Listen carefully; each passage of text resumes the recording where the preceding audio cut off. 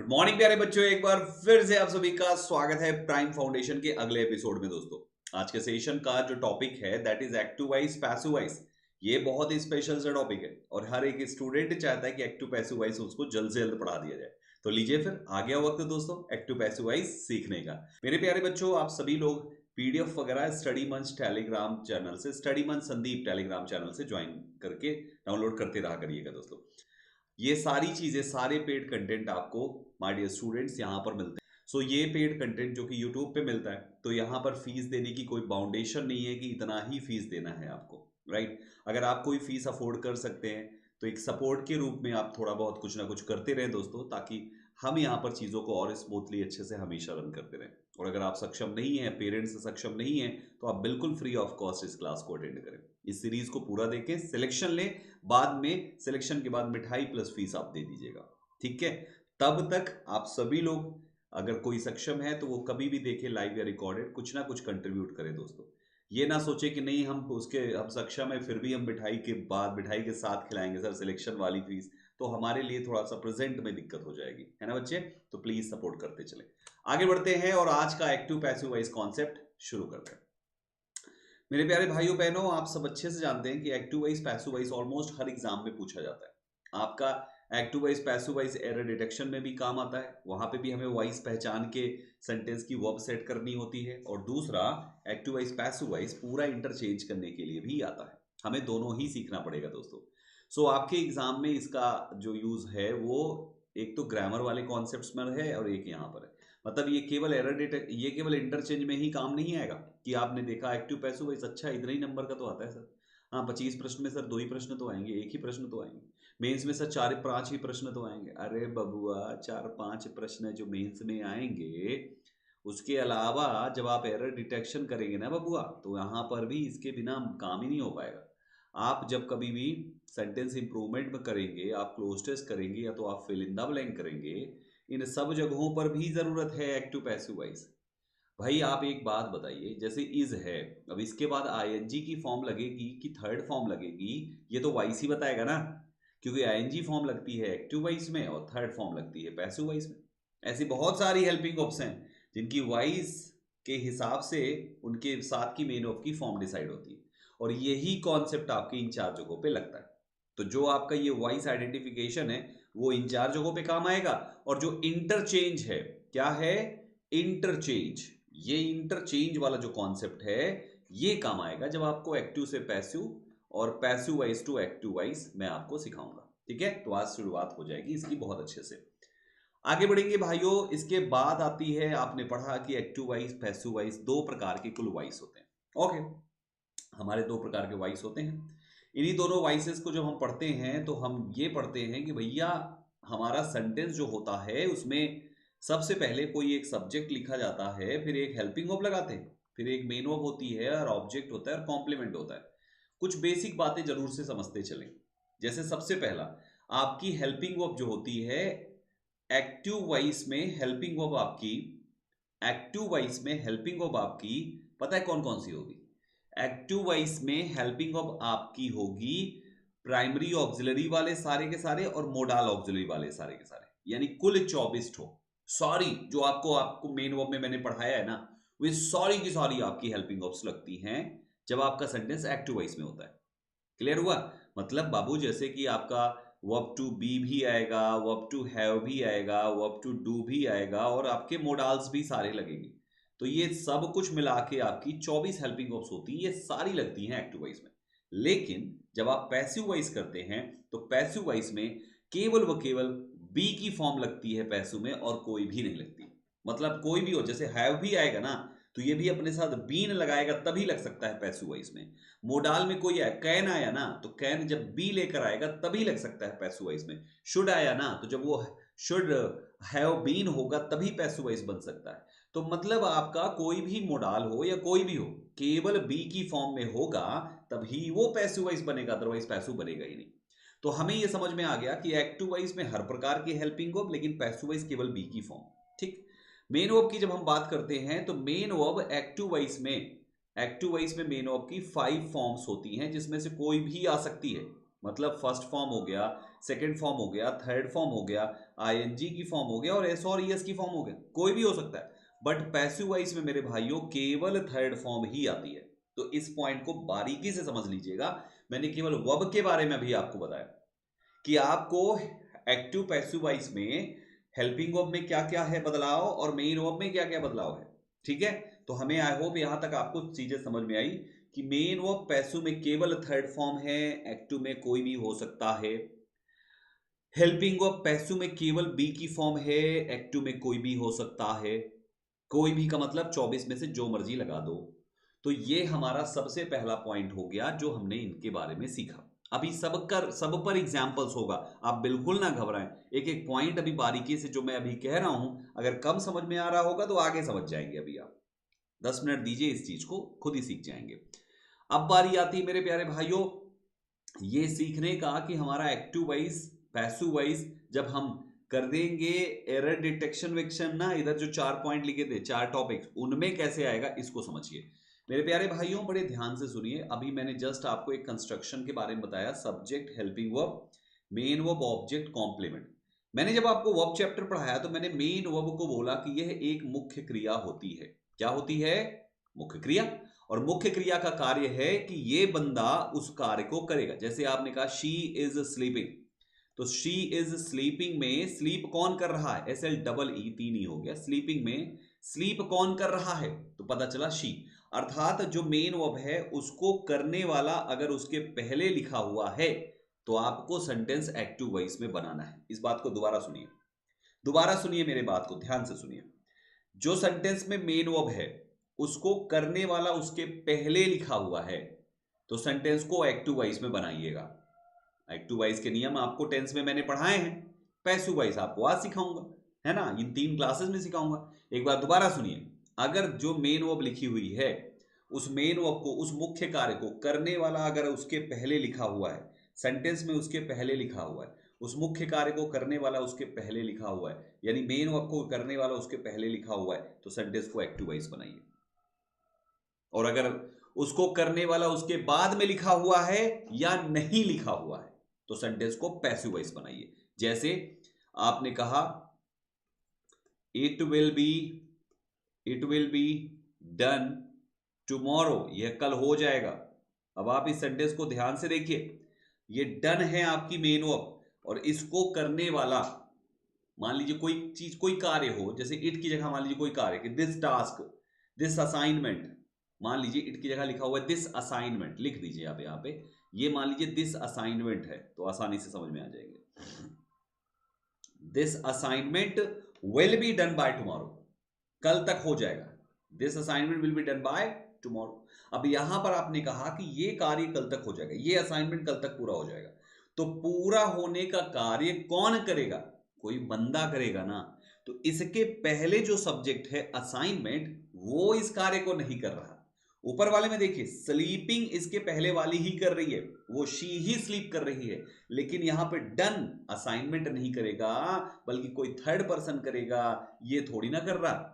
तो my dear students, जब उसके पहले वाला उस कार्य को ना कर रहा हो तो माय डियर स्टूडेंट सेंटेंस को पैसिव वॉइस बनाइए, और अगर पहले वाला उस कार्य को करे तो उसको एक्टिव वॉइस बनाइए। ये फंडा दिमाग को जितना अच्छे से समझा देंगे समझ में आ चाहिए। फिर से एक बार समझा देता हूं मेरे बच्चे, subject plus helping verb plus main verb plus object plus complement. जो आपकी मेन वर्ब है इसको करने वाला अगर पहले लिखा हुआ है, अगर ये जो सब्जेक्ट है ये उस कार्य के लिए एक्टिव है, मतलब यही उस कार्य को करे, तो सेंटेंस को एक्टिव वॉइस बना दीजिए। भाई जैसे स्लीपिंग है तो शी ही स्लीप कर रही है ना, तो शी सोने के लिए एक्टिव है ना, शी ही तो सो रही है, तो शी सो रही है तो sentence active voice. Subject active हो तो एक्टिव वॉइस बनाइए, और अगर सब्जेक्ट एक्टिव नहीं है, काम नहीं कर रहा, कोई और करेगा, आगे लगा होना चाहिए या तो नहीं लगा, तो सेंटेंस को पैसिव वॉइस बनाइए। ये सिंपल सा फंडा क्लियर हुआ। तो आइए हम इसको और बारीकी से एग्जांपल से समझते हैं। Active voice is generally preferred when the subject of the sentence performs the action. अभी जस्ट यही बताया कि एक्टिव वॉइस हम तब बनाते हैं जब सब्जेक्ट ही एक्शन करता है। शी स्लीप कर रही है, दे आर प्लेइंग तो दे प्ले कर रहे हैं, है ना, ही इज फाइटिंग तो ही फाइट कर रहा है ना, the guest are coming, guest आ रहे हैं, तो सब्जेक्ट ही परफॉर्म कर रहा है मेन वर्ब, तो एक्टिव वॉइस बनाइए। या when the doer of the action is known and important. बात वही है कि सब्जेक्ट नोन है, कौन कर रहा है वो नोन है, और वही इंपॉर्टेंट है, तो उसी से सेंटेंस शुरू कर देते हैं और सेंटेंस को एक्टिव वॉइस बनाते हैं। जैसे रोहन बेक्ड अ केक, रोहन ने एक केक को बेक किया, तो बेक किसने किया? रोहन ने किया। Sheela painted the picture, paint किसने किया? शीला ने किया। The company release a new product, release किसने किया? कंपनी ने किया। They built a bridge across the river, built किसने किया? दे ने किया। He wrote a beautiful poem, wrote किसने किया? ही ने किया। यानी इन पांचों में जो सेंटेंस की मेन वर्ब है उसको करने वाला सेंटेंस का सब्जेक्ट ही इस जगह पर एक्टिव है, इसलिए ये पांचों सेंटेंस को एक्टिव वॉइस में बनाया गया। Got it? वहीं जब बात आती है पैसिव वॉइस की, तो पैसिव वॉइस क्या कहता है कि ये तब होना चाहिए जब subject of the sentence action खुद ना करे बल्कि एक्शन रिसीव करे। वो एक्शन करेगा नहीं, एक्शन अपने ऊपर ही करवा लेगा। समझ रहे हो? जैसे अगर मैंने आपको कुछ दिया तो देना, मैंने दिया आपको, एक्शन आप पे हुआ देने का कार्य, लेकिन कोई किसी ने मुझे ही दे दिया उल्टा, तो देने का कार्य मुझे पर हो गया, और मैं ही सब्जेक्ट हूं, तो सेंटेंस में वॉइस पैसिव चला जाता है। नहीं समझ में आया? फिर समझाता हूं, समझ में आएगा आपको, एक एक चीज समझ में आएगा। जैसे आपने कहा the cake was baked bye John, अब आप यहां पर देखिए, आपकी वर्ब बेक है और सब्जेक्ट आपका केक है, तो क्या केक बेक कर रहा है? क्या नहीं, वो तो जॉन बेक कर रहा है। बेक उल्टा इसी पर काम हो गया, पेंट उल्टा पिक्चर ही हो गया, रिलीज उल्टा प्रोडक्ट ही हो गया, बिल्ड उल्टा ब्रिज ही हो गया, और चेज उल्टा कैट ही हो गई। तो सब्जेक्ट ने चेज नहीं किया, कैट ने चेज नहीं किया, कैट उल्टा चेज हो गई। ब्रिज ने कोई चीज निर्माण नहीं किया, उल्टा ब्रिज खुद ही निर्माण हुआ है। प्रोडक्ट ने कोई चीज रिलीज नहीं किया, वो खुद ही रिलीज हुआ है। यानी सब्जेक्ट एक्शन ना करके सब्जेक्ट पर ही एक्शन होना शुरू हो जाए तो स्टेटमेंट को पैसिव वॉइस बनाते हैं।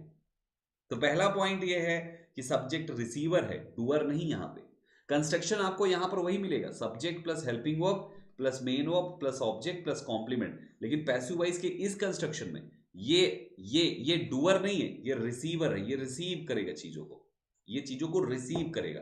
ये जो जो किसको रिसीव करेगा? इस कार्य को, इस वर्ब को ये उल्टा रिसीव करेगा। ये डूअर नहीं, ये रिसीवर है। When the subject receives the action, आप पैसिव वॉइस बनाइए। फोकस शिफ्ट हो जाता है सब्जेक्ट से उठ के ऑब्जेक्ट में, क्योंकि जो रिसीव करता है वो ऑब्जेक्ट होता है। लेकिन यहां पर पैसिव वॉइस में सब्जेक्ट से अभी मैं आगे बताने वाला हूं कि किस तरीके से इनकी जगह आपस में एक्सचेंज होती है। When the doer of an action is unknown, तो या तो पता ही ना हो कि इसको किया किसने, तो भी लगाते हैं। जैसे आप ये वाला एग्जांपल देखिए, अ bridge was built across the river, पूरे नदी में ब्रिज बनाया गया था, लेकिन बनाया किसने वो तो लिखा ही नहीं है। तो ये तीसरा वाला वही है कि जो बंदा कार्य कर रहा है ना वो अननोन हो, तो हम वहां पर सेंटेंस को पैसिव वॉइस बनाते हैं। तो हमारे इस तरीके से एक्टिव वॉइस और पैसिव वॉइस कब बनेगा, एक बार फिर दोबारा समझ लीजिए। आप दोनों ही सेंटेंस में, दोनों ही वॉइस में subject plus helping verb plus main verb plus object plus complement लिखेंगे, दोनों का कंस्ट्रक्शन सेम होगा। लेकिन एक्टिव वॉइस में जो सब्जेक्ट होगा वो आपका डूअर होगा, वो क्या होगा? डूअर होगा। और जो पैसिव वॉइस होगा, पैसिव वॉइस में आपका जो सब्जेक्ट होगा वो डूअर नहीं, वो रिसीवर होगा। Got it everybody? Passive voice में सब्जेक्ट खुद ही एक्शन ले लेगा और एक्टिव वॉइस में खुद एक्शन करेगा, ये अंतर है और कुछ भी नहीं। अब ये एग्जांपल देखिए, the cake was eaten, cake खा लिया गया, लेकिन खाया किसने वो तो मेंशन ही नहीं है। तो जब करने वाले का पता ना हो तो हमेशा ही पैसिव वॉइस बनाते हैं, ये दिमाग में लॉक कर लीजिए। द डॉक्यूमेंट वॉज साइंड, किया किसने साइन, पता ही नहीं है। द विंडो वॉज ब्रोकन, तोड़ा किसने विंडो को, पता ही नहीं है। द डिसीजन वॉज मेड, लिया गया किसके द्वारा, पता ही नहीं है। द बुक वॉज पब्लिश्ड, किया किसने, पता ही नहीं है। तो जब सब पता ही नहीं कि इस कार्य को किया किसने, तो हमेशा ही पैसिव वॉइस बनाइए। और जब पता हो कि किया किसने, और जब पता हो कि किया किसने, जब नोन हो कि किया किसने, तो ये जरूर देखिए कि वर्ब के पहले लिखा है वो कि बाद में। अगर पहले लिखा हुआ है तो एक्टिव वॉइस बना दीजिए, अगर बाद में लिखा हुआ है तो पैसिव वॉइस बना दीजिए। समझ गए ना? सिंपल सा फंडा यार, बेसिक सी बातें हैं, इसको दिमाग में लॉक कर लीजिए, बस हो गया। इतने से काम आराम से हो जाता है। आई होप यहां तक चीजें समझ में आ गई होगी। डन। नाउ मूविंग फर्दर, इसके बाद आते हैं, अभी तक जो पॉइंट्स मैंने आपको बताए ना, वो पॉइंट्स उन चारों जगहों पे काम आएंगे। अब आपको देखना होगा कि हेल्पिंग वर्ब क्या लगेगी, मेन वर्ब क्या लगेगी, वो चीज अब आप यहां पे सीखोगे। ठीक है, इंटरचेंज वाला पार्ट। वॉइस दो प्रकार के होते हैं, एक्टिव वॉइस और पैसिव वॉइस। ठीक, हमें एक्टिव वॉइस से पैसिव वॉइस बनाने को आएगा या पैसिव वॉइस से एक्टिव वॉइस बनाने को आएगा। एग्जामिनर भी पूछेगा और मैं भी पूछूंगा आपसे उससे पहले, तो आपको दोनों ही सिखाऊंगा मैं यहां पे, दोनों ही आपको आना चाहिए। बिल्कुल वही है, सिक्का को पलट दिया तो पलटे को एक बार और पलट दो, सीधा हो जाएगा। तो एक्टिव वॉइस से पैसिव वॉइस बनाना, जो रूल आपने सीखा उसी रूल का उल्टा कर दो तो पैसिव से एक्टिव वॉइस हो जाएगा। आपको इतना सा फंडा याद रखना है कि हमारा सेंटेंस में एक्टिव वॉइस में सब्जेक्ट कोई एक helping verb, main verb, object या कॉम्प्लीमेंट, ये कंस्ट्रक्शन होता है। हो सकता है प्रेजेंट इंडेफिनिट या पास्ट इंडेफिनिट हो तो हेल्पिंग वर्ब ना लिखा जाए, एस और एस से या फर्स्ट फॉर्म से या सेकंड फॉर्म से काम चला ली जाए, बट इन पैसिव वॉइस बिना हेल्पिंग वर्ब के कभी नहीं बनाइएगा, और मेन वर्ब की केवल थर्ड फॉर्म आइएगा दोस्तों। तो हमें पैसिव वॉइस में एक सिंपल सा काम करना है, जो एक्टिव वॉइस का सब्जेक्ट है और जो एक्टिव वॉइस का ऑब्जेक्ट है, ऑब्जेक्ट को सब्जेक्ट की जगह पे बैठाना है और सब्जेक्ट को ऑब्जेक्ट की जगह पे बैठाना है। बड़े ध्यान से सुनना। और बीच की हेल्पिंग वर्ब अपनी जगह रहेगी, बीच की मेन वर्ब अपनी जगह रहेगा, अंतिम का कॉम्प्लीमेंट अपनी जगह रहेगा। ये तीनों एज इट इज रहेंगे, केवल व केवल सब्जेक्ट और ऑब्जेक्ट अपनी जगह बदल लेंगे। तो आप देखिए, मैंने सब्जेक्ट की जगह पे ऑब्जेक्ट लिख दिया दोस्तों, और ऑब्जेक्ट की जगह पे हमने सब्जेक्ट लिख दिया। बस एक बात का ध्यान रखिएगा, जब ऑब्जेक्ट की जगह पे सब्जेक्ट आएगा तो कोई एक प्रेपोजिशन लिखा जाता है, कभी बाय, कभी विद, कभी टू, कभी एट, कभी इन। इनमें से कोई एक प्रेपोजिशन इस्तेमाल होगा। 99% बाय इस्तेमाल होता है, 99% बाय इस्तेमाल होता है। बाकी प्रेपोजिशन विद है, टू है, एट है, इन है, इसके लिए कुछ पर्टिकुलर वर्ब्स हैं जिनके साथ ये आते हैं। ये कुछ पर्टिकुलर वर्ब्स के साथ आते हैं, जैसे कहीं पर नोन आ गया तो नोन के साथ बाय नहीं होता कि ही इज नोन बाय मी, नहीं, नोन टू होता है। तो हमने इसी तरीके से वर्ब की वो लिस्ट में आपको दूंगा कि किसके साथ कौन सा प्रेपोजिशन यूज करेंगे हम पैसिव वॉइस में। एक बार इस बात को दोबारा सुनिए, फिर से सुनिए, जब तक रटेगा नहीं यार, यहीं सीख के जाओगे आप एक्टिव वॉइस में सबसे पहले सब्जेक्ट लिखते हो, कोई एक हेल्पिंग वर्ब लिखते हो, कोई मेन वर्ब लिखते हो, कोई ऑब्जेक्ट लिखते हो, कोई कॉम्प्लीमेंट लिखते हो। बट पैसिव वॉइस में आपको सब्जेक्ट को ऑब्जेक्ट की जगह और ऑब्जेक्ट को सब्जेक्ट की जगह करना है। ऑब्जेक्ट सब्जेक्ट की जगह पे आ गया, helping of as it is अपने नीचे रहेगी, कोई बदलाव नहीं, बस पैसिव वॉइस की हेल्पिंग ऑफ कर देना, लेकिन जगह वही रहेगी दोस्तों। मेन वर्ब यहां पर वही थर्ड फॉर्म रहेगा, मेन वर्ब की फॉर्म थर्ड, जगह वही रहेगी, फॉर्म तो कुछ भी लगाओ पैसिव वॉइस की जो होती है।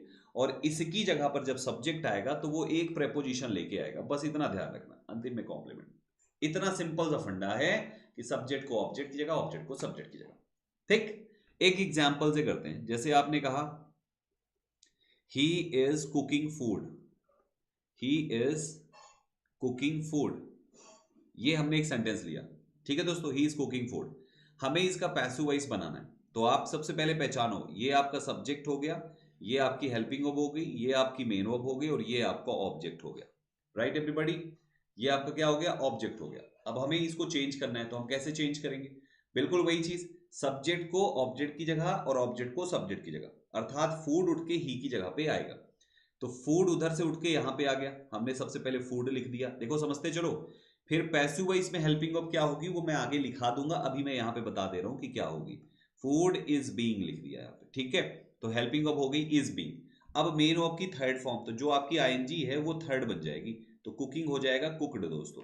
और फूड की जगह पे अब ही आएगा इधर, तो ही इधर आके बाय हिम हो जाएगा, और ये बन जाएगा आपका पैसिव वॉइस। तो एक्टिव वॉइस से पैसिव वॉइस बदलने में हमें इस तरीके से ध्यान देना है। अब एक और इंपॉर्टेंट बात समझिए, जब हमने हमारे ऑब्जेक्ट को उठा के सब्जेक्ट बनाया और सब्जेक्ट को उठा के ऑब्जेक्ट बनाया, तो आप ध्यान से देखिए, हमारा यहां पर ही लिखा हुआ था, लेकिन इधर बाय ही नहीं हुआ बल्कि हिम हुआ है। यानी जब कभी भी प्रोनाउन होगा सब्जेक्ट और ऑब्जेक्ट की जगह पे, इस बात को पॉइंट में लिखिए कि जब कभी भी सब्जेक्ट और ऑब्जेक्ट आपका प्रोनाउन होगा, ठीक है, तो बाबू सब्जेक्ट जब इधर आएगा ऑब्जेक्ट की जगह पे तो वो ऑब्जेक्टिव फॉर्म बन जाएगा, और ऑब्जेक्ट जब इधर आएगा सब्जेक्ट की जगह पे तो वो सब्जेक्टिव फॉर्म बन जाएगा। समझे? जैसे आप देखिए यहां पे लिखा आपने, ही हेल्प्ड हर, ही ने हर की मदद करी। हमें इसका पैसिव वॉइस बनाना है, ये एक्टिव वॉइस है। अब ये आपका ऑब्जेक्ट जब इधर आएगा तो हर थोड़ी से शुरू होगा, ये हर बन जाएगा शी, और पास्ट इंडेफिनिट है शी वॉज हेल्प्ड, क्योंकि मैंने बताया ना पैसिव में वॉज हेल्पिंग वर्ब चाहिए ही चाहिए। और जब ही इधर साइड आएगा तो बाय ही थोड़ी होगा, बाय उस ही का हिम हो जाएगा। तो प्रोनाउन जब कभी भी सब्जेक्ट और ऑब्जेक्ट होगा तो इस बात का ध्यान रखें कि सब्जेक्ट ऑब्जेक्ट की जगह पे जाके ऑब्जेक्टिव हो जाएगा और ऑब्जेक्ट सब्जेक्ट की जगह पे आके सब्जेक्टिव हो जाएगा। ये बेसिक सी बात हमेशा ध्यान रखिएगा। एक और बेसिक सी बात आपको यहां पर ध्यान रखनी है। आपने ध्यान दिया कि हम सब्जेक्ट को उठा के ऑब्जेक्ट की जगह पे कर रहे हैं, अच्छी बात है, और ऑब्जेक्ट को उठा के सब्जेक्ट की जगह पे कर रहे हैं। तो नोट पॉइंट यहां पे क्या हुआ, वो ये है कि सेंटेंस में हमें सब्जेक्ट की जगह पे पैसिव वॉइस में ऑब्जेक्ट जो है उसको लाके लिखना पड़ता है। पैसिव वॉइस में एक्टिव वॉइस वाले ऑब्जेक्ट को सब्जेक्ट बनाना पड़ता है। तो इसका मतलब ये हुआ कि जब सेंटेंस हमारा एक्टिव वॉइस हो तो उसे पैसिव वॉइस में बदलने के लिए, उसमें ऑब्जेक्ट होना जरूरी है, उसमें ऑब्जेक्ट होना जरूरी है, क्योंकि अगर ऑब्जेक्ट नहीं होगा तो सब्जेक्ट को किससे बदलोगे। तो इसका मतलब है कि जिस सेंटेंस के ऑब्जेक्ट नहीं होते उसका पैसिव वॉइस नहीं बनता। जी, जिस सेंटेंस में ऑब्जेक्ट नहीं होते उसका पैसिव वॉइस नहीं बनता, नहीं बनता, नहीं बनता। एक पॉइंट समझ में आ कि किसका पैसिव नहीं बनता, तो पहला, अभी आगे और भी बहुत सारी बातें आएंगी जिनका पैसिव नहीं बनता। अभी एक बात बताई, किसका पैसिव नहीं बनता, उसका नहीं बनता जिसमें ऑब्जेक्ट नहीं है दोस्तों। अब सवाल यह है कि ये ऑब्जेक्ट क्या है, मैं हल्का सा बता देता हूं कि व्हाट और हुम का सवाल पूछो, जो जवाब आ जाए वही आपका ऑब्जेक्ट है। डिटेल्ड ऑब्जेक्ट की जानकारी के लिए मेरी इसी प्राइम फाउंडेशन बैच का क्लास नंबर 1 जरूर देखें, जहां पे मैंने इंट्रो प्लस बेसिक दोनों कराया है, उसको जरूर देखिए। वहां पे आपको पता चलेगा कि ऑब्जेक्ट कैसे पता करते हैं। चीज यही है, बस वहां पे और डिटेल में बताया व्हाट एंड होम, है ना। ही हेल्प्ड मी, होम, मी, अच्छा तो मी ऑब्जेक्ट है। ही gave me his bike, what, his bike, अच्छा हिज बाइक ऑब्जेक्ट है, सिंपल। सो हमें पहला पॉइंट समझ में आया। अब आगे बढ़ेंगे मेरे बच्चे। देखो यार, हम एक्टिव से पैसिव वाइज बदलते हैं तो किसका बदलेंगे, ऑब्वियसली सेंटेंस का बदलेंगे ना। तो सेंटेंस कुल मिला के 5 होते हैं, हम अच्छे से जानते हैं, जो हम पहली क्लास में पढ़ चुके हैं। इन हर सेंटेंस के बारे में हमने उसे इंट्रो और बेसिक में पढ़ा है, आप उसको जरूर देखिएगा दोस्तों। सो 5 सेंटेंसेस में केवल 3 सेंटेंसेस का पैसिव बदला जाएगा, एसर्टिव, इंटरोगेटिव, और इनके अलावा बचेंगे ऑप्टेटिव और एक्सक्लामेटरी। इन दोनों का पैसिव नहीं बनता।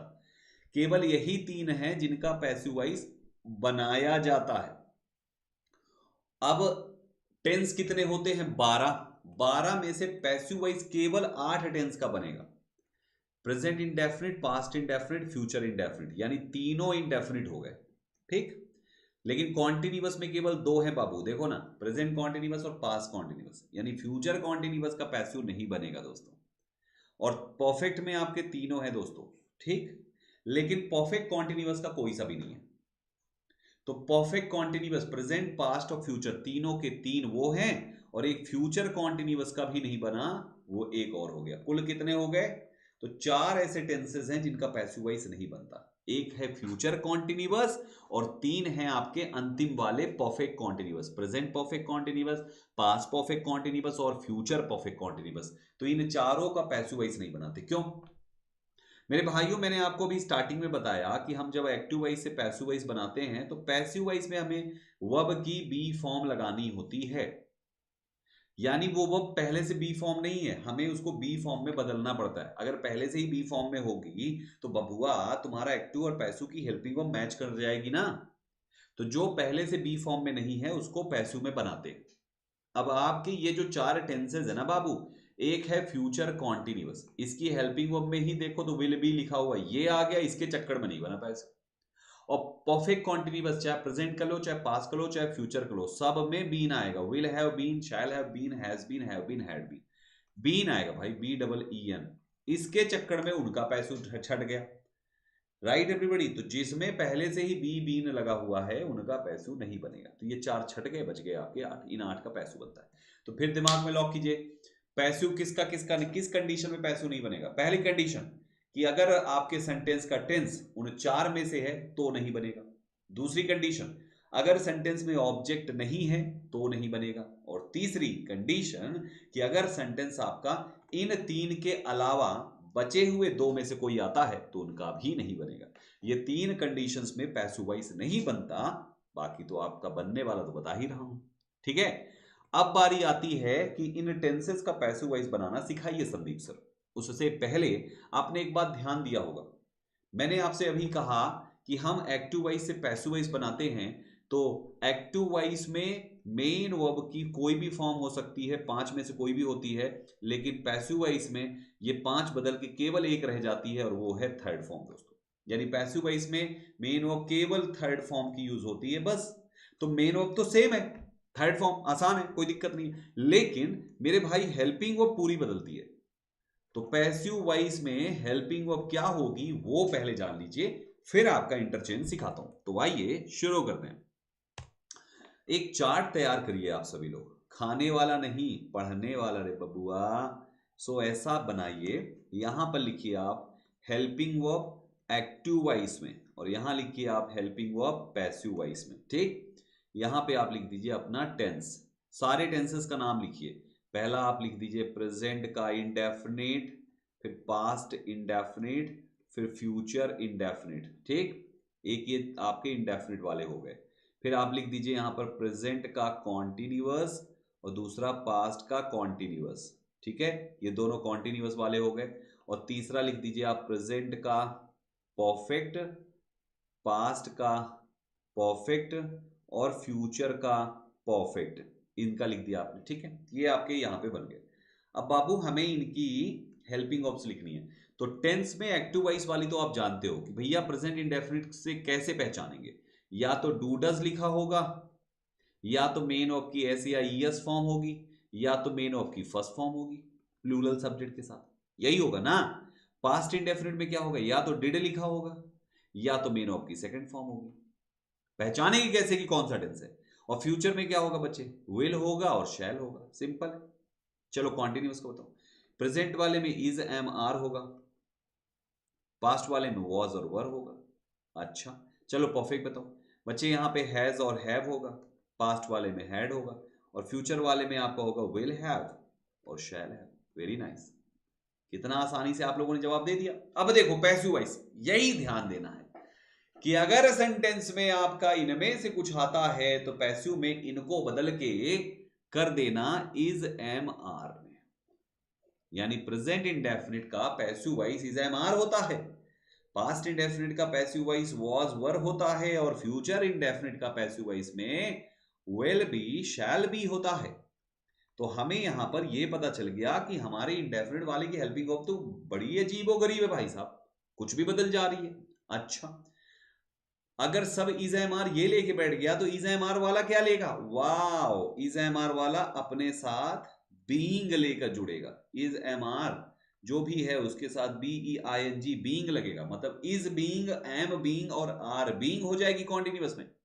ऐसे ही आपका वॉज बीइंग और वर बीइंग हो जाएगी दोस्तों। तो हमारा कॉन्टिन्यूअस में तो केवल 2 ही टेंस होते हैं। परफेक्ट की बात करेंगे तो जो केवल हैज है वो पैसिव वॉइस में हैज बीन हो जाता है, और जो हैव है वो हैव बीन हो जाता है, मतलब बीन जुड़ जाते हैं इनमें से सबके साथ दोस्तों। ये हो जाता है हैड बीन, और अंतिम वाला हो जाता है विल हैव, जो है वो हो जाएगा विल हैव बीन। ठीक है, और शैल हैव हो जाएगा शैल हैव बीन। तो इस तरीके से हमारे ये सारे पॉइंट्स बढ़िया तरीके से सेट हो जाते हैं। ओके तो हमने देखा कि हमारे एक्टिव वॉइस से पैसिव वॉइस में हम अपनी हेल्पिंग वर्ब्स का बदलाव करेंगे। अब पैसिव वॉइस में इन सारे शब्दों के साथ थर्ड फॉर्म आएगी, एक्टिव वॉइस में इनके साथ कोई फर्स्ट, कोई सेकंड, कोई थर्ड, कोई एनजी, कोई एसआरईज, अलग अलग फॉर्म की आती हैं। तो हम यहां पर हमारा एक्टिव अलग पढ़ चुके हैं जो टेंस में पढ़ा है, पैसिव आप यहां पे पढ़ेंगे। तो याद रहेगा helping verbs has, have, had, will have, shall have. ये जो हैव से सट के बीन लगेगा तो पैसिव है। Is am are was were के साथ बीइंग लग जाएगा तो पैसिव है। और डू डज डिड एस और ये फर्स्ट फॉर्म फिर आपका ये इज एम आर ले लेगा। डिड और सेकंड फॉर्म वाज वर ले लेगा, विल शैल बी लगा लेगा अपने साथ, विल बी शैल बी कर देगा, सिंपल सा फंडा है। आई थिंक ये पॉइंट याद रहेगा आपको। आपको याद होगा मैंने वर्ब चैप्टर में एक पॉइंट और पढ़ाया आपको, मोडाल वाले केस में पैसिव वॉइस कब बनेगा। पहला केस क्या बताया कि आप मोडाल के साथ, जैसे कोई भी मोडाल ले लो, चलो अच्छा मोडाल ऐसे बता देते हैं, मोडाल के साथ आप जब बी जोड़ दोगे तो एक्टिव पैसिव दोनों बनेगा, याद है। और दूसरा, अगर आप मोडाल के साथ हैव बीन जोड़ दोगे तो भी एक्टिव पैसिव दोनों बनेगा दोस्तों, एक्टिव वॉइस पैसिव वॉइस। इसके लिए आप मेरा वर्ब चैप्टर देखिए, ये पूरी कुंडली खोल के रख दी है मैंने, 1 घंटा पढ़ाया है इसको, घंटा भर, एक पूरे घंटे पढ़ाया आपने मेरे बच्चे। तो this is very special and important for all of you guys, so you guys must watch my verb chapter if you haven't seen it. अगर पहले से ही देखा है देन इग्नोर इट, ओके। आगे फॉरवर्ड कर दो, दूसरे लोग देख लेंगे। सो हमें यहाँ पे हमें पता होना चाहिए कि हम पैसिव वॉइस में कौन सी हेल्पिंग वर्ब यूज करेंगे। अगर पैसिव के हेल्पिंग वर्ब यूज करने में कंफ्यूजन हुई तो दिक्कत हो जाएगी ना बबुआ, इसलिए ध्यान रखें।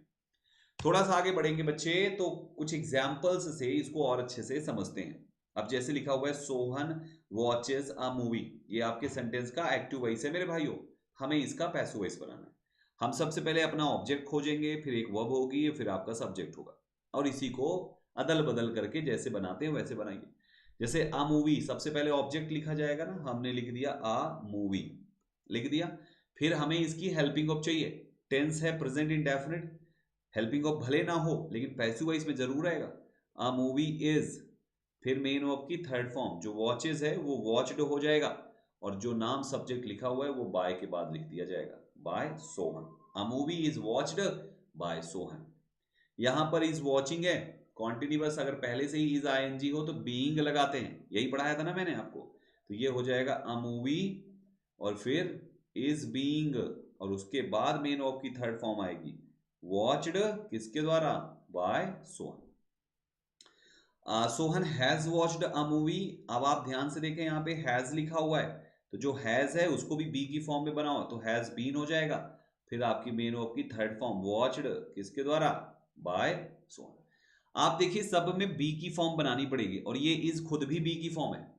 इसमें इज एम आर क्यों लगाया गया, इसमें इसलिए लगाया गया क्योंकि प्रेजेंट इंडेफिनिट और पास्ट इंडेफिनिट में वर्ब टू डू लगता है, तो डू को खत्म करना है तो जैसे वो फॉर्म में है वैसे ही हेल्पिंग ऑफ बी की फॉर्म की चुनी गई। वो हेल्पिंग ऑफ के फॉर्म में डू है तो हेल्पिंग ऑफ के फॉर्म में बी चुना गया, और is am are was were को वर्ब टू बी कहा जाता है। गॉट इट एवरीबॉडी, इसलिए ये हमारे यहां पर इंडेफिनिट में गए। लेकिन कॉन्टिन्यूअस में तो भाई साहब इज एम आर पहले से लगा है, तो जो फॉर्म की मेन वर्ब थी उस फॉर्म की बी फॉर्म चुन लिया गया। मेन वर्ब आईएनजी की फॉर्म की थी तो आईएनजी फॉर्म की बी फॉर्म चुन लिया गया। परफेक्ट के टेंस में हैज के साथ बी फॉर्म लगाना है, तो इसमें जिस फॉर्म की मेन वर्ब थी, थर्ड फॉर्म की मेन वर्ब थी, तो थर्ड फॉर्म वाला बी फॉर्म चुन लिया गया। बाकी मेन वर्ब तो सबकी पैसिव वाली बी थर्ड फॉर्म तो होएगी ही होएगी। ऐसे ही आप जब पास्ट इंडेफिनिट में जाएंगे, सोहन वॉच्ड अ मूवी, तो ये भी वैसे ही बनेगा, अ मूवी पास्ट इंडेफिनिट में हेल्पिंग ऑफ वॉज या वर होगा, मेन वर्ब की थर्ड फॉर्म लगेगी और बाय लगा के वो इंसान, कर दिया ना। तो ऐसे ही बाकी आपको कॉन्टिन्यूअस का परफेक्ट का बना लेना है दोस्तों, ठीक है। फ्यूचर के केस में विल है तो विल बी हो जाएगा, यही बताया था ना मैंने आपको, अ मूवी विल आपका विल बी हो जाएगा दोस्तों, विल बी और मेन ऑफ की थर्ड फॉर्म, अब मूवी विल बी वॉच्ड किसके द्वारा, बाय सोहन। और विल हैव, ये हैव है, हेड नहीं, विल हैव है, इसको सही कर लीजिएगा, ये विल हैव है, Sohan will have watched a movie, तो ये क्या हो जाएगा, अ मूवी विल हैव तो साथ है लेकिन साथ में बीन भी जुड़ेगा क्योंकि बी फॉर्म में बनाना है। A movie will have been main of की थर्ड फॉर्म, किसके द्वारा, बाय। तो इस तरीके से हमें हमारे एक्टिव वॉइस से पैसिव वॉइस हर प्रकार के टेंस का बेसिक वाला कॉन्सेप्ट बनाना है। कुछ और एग्जांपल्स देख लेते हैं थोड़ा अलग टाइप का। अभी तो ये एक ही पैटर्न एक ही ढर्रे पे चलाया, कुछ अलग है। ये 6 सेंटेंसेस आपके सामने, आई लव द बुक्स, ये सब्जेक्ट हो गया, ये वर्ब हो गई, ये आपका ऑब्जेक्ट हो गया। क्या बनेगा, सबसे पहले ऑब्जेक्ट बनाइए मेरे साथ, द बुक्स। फिर आपको प्रेजेंट इंडेफिनिट है, हेल्पिंग ऑफ क्या होगी, बुक्स प्लूरल है तो आर। फिर मेन वर्ब आएगा लव्ड, किसके द्वारा, बाय, आई बन जाएगा इधर मी। आप देखो सबसे पहले सब्जेक्ट है तो सबसे पहले ऑब्जेक्ट लिखा, दूसरे नंबर पे वर्ब है तो दूसरे नंबर पे वर्ब ही लिखा दोस्तों, और वो मेन वर्ब की थर्ड फॉर्म लिखी। और फिर ऑब्जेक्ट की जगह पे इधर सब्जेक्ट आ गया, ऑब्जेक्टिव बन गया, सिंपल। दूसरा एग्जाम्पल देखिए, शी सब्जेक्ट हो गया, प्लेज वर्ब हो गया, द पियानो ऑब्जेक्ट हो गया और ब्यूटीफुली आपका एडवर्ब हो गया। एडवर्ब जनरली होता किसके लिए बताइए? एडवर्ब क्वालिफायर होता है वर्ब का दोस्तों यहां पे। अब अगर वर्ब का क्वालिफायर है तो पैसिव वॉइस में इसको वर्ब के पास लिखना है, राइट? तो आप सेंटेंस क्या बनाओगे? द पियानो पहले आएगा, द पियानो, और फिर आप प्लेज में से प्रेजेंट इंडेफिनिट पहचान गए तो हेल्पिंग ऑफ इज लगा दीजिए, और यहां पे इज हो गया, और मेन ऑफ की थर्ड फॉर्म इज प्लेड किसके द्वारा? वो लिखने से पहले अगर आपके सेंटेंस में एडवर्ब लिखा है वर्ब का क्वालिफायर तो वो लिखकर वो लिखिएगा। तो is played beautifully, is played beautifully, अब आप लिखोगे बाय शी का हर। Got it? ये बेसिक पॉइंट दिमाग में लॉक कर लीजिए, ठीक है? ऐसे ही तीसरे, चौथे, पांचवें और छठे सेंटेंस का आपको पैसिव वॉइस बनाना है। बिल्कुल यही पैटर्न है, यही तरीका है, और इसमें कोई बहुत बड़ा टफ कार्य नहीं है दोस्तों। इवन मैंने इसका आंसर भी दे दिया है, तो आप अपना आंसर मैच कर लीजिएगा। यहाँ पे सेट 1 पूरे आंसर के साथ है, मैच करिए और देखिएगा कि कितने सही और कितने गलत किए हैं आपने। दो तो मैंने ही करा दिए, बचे आपके 4। देखिए यहाँ पर प्लेड ब्यूटीफुली, यानी एडवर्ब को वर्ब के साथ लगा देंगे और फिर बाकी चीजों को उसके बाद लिखेंगे दोस्तों। इन तीसरा, चौथा, पांचवा, छठे का आंसर सही करके एक बार मैच कर लीजिएगा आप लोग, ठीक है? ये आपका टास्क है दोस्तों। अब थोड़े बहुत कुछ प्रश्न कर लेते हैं, राइट एवरीबॉडी? उम्मीद करता हूं बेसिक तरीके ये चीजें समझ में आ गई। आइए पहला सवाल, she will laugh at you, इसका पैसिव वॉइस क्या होगा? ये सब्जेक्ट है दोस्तों, ये हेल्पिंग वर्ब है, ये मेन वर्ब है, और लॉफ एट पूरा एक साथ इस्तेमाल होगा पैसिव वॉइस में, और फिर बाय शी वाला जाएगा उधर साइड, और ये आपका यहां पे ऑब्जेक्ट है। बताइए क्या होना चाहिए? ऑब्जेक्ट पहले जाएगा तो यू हो जाएगा दोस्तों, सब में यू लिखा हुआ है। विल बन जाएगा विल बी, विल बी होना चाहिए, यहां भी है, यहां भी है, यहां भी है, लेकिन यहां नहीं है तो ये कैंसिल हो गया। विल बी हो गया। अब लॉफ का लॉफ्ड हो जाएगा, यहां पर लॉफ्ड नहीं है तो ये कैंसिल हो गया। लॉफ्ड के साथ, लॉफ के साथ जब पहले से ही प्रेपोजिशन हो, अगर एक्टिव वॉइस में कोई वर्ब के साथ पहले से प्रेपोजिशन लिखा हो तो पैसिव वॉइस में वो प्रेपोजिशन साथ में जाता है। आप ध्यान से देखें तो इस लॉफ्ट का एड गायब है, इसलिए ये यहां पे ये भी कैंसिल हो गया। लॉफ्ट एट इसमें पूरा है, और बाय लगा के शी का हर तो होगा ही होगा, तो हमारा आंसर हो गया ऑप्शन नंबर बी। आ गई बात समझ में? अगला सवाल देखो, चलो इसको बताओ। आपका ये सब्जेक्ट हो गया, ये हेल्पिंग वर्ब हो गई, और ये आपकी मेन वर्ब की आईएनजी फॉर्म हो गई, और ये आपका ऑब्जेक्ट हो गया। बताइए इसका पैसिव वॉइस क्या होगा? कम ऑन एवरीबॉडी, इसका पैसिव वॉइस क्या होगा? स्पीड से बताइए मेरे प्यारे बच्चे, इसका पैसिव वॉइस नहीं बनेगा। विल बी और शैल बी पहले से ही बी की फॉर्म में है, ये है आपका फ्यूचर का कॉन्टिन्यूअस, और रूल क्या है? फ्यूचर कॉन्टिन्यूअस का पैसिव नहीं बनाते, इसलिए नन ऑफ दी अबव होगा इसका आंसर। तीसरा सवाल, they are signing a deal, they आपका सब्जेक्ट है, ये हेल्पिंग वर्ब हुई, ये मेन वर्ब हो गई, और ये आपका ऑब्जेक्ट हो गया अ डील। पैसिव वॉइस बताइए। साफ दिख रहा है कि प्रेजेंट का कॉन्टिन्यूअस है, तो प्रेजेंट का कॉन्टिन्यूअस में पैसिव वॉइस बनाइए ना। ये हैज कहां पा गए, वॉज कहां पा गए, और कॉन्टिन्यूअस वाले में कॉन्टिन्यूअस वाली बी फॉर्म बनेगी, दैट विल बी बीइंग, जो कि आपके ऑप्शन बी में भी नहीं है, तो ये भी कैंसिल हो गया। दो पहले ही कट चुके थे। Is being signed by them, आपका आंसर होगा ऑप्शन नंबर ए। मैं आपको मेरे जो 75, आप यहां से कॉन्सेप्ट कर लो, फिर 75 75 प्लस क्वेश्चंस जब मैं इंटरचेंज सिखाऊंगा तो मैं आपको वाइज के हर प्रश्न 3 सेकंड के अंदर करना सिखा दूंगा, मैक्सिमम 5 सेकंड्स, मैक्सिमम 5 सेकंड्स। 3 से 5 सेकंड में आप हर सवाल का जवाब दोगे, पढ़ोगे, जवाब टिक करोगे। आप कहोगे सर सच में? हाँ जी, 1 मिनट के अंदर 10 से 12 14 तक प्रश्न मैं आपको करा दूंगा दोस्तों।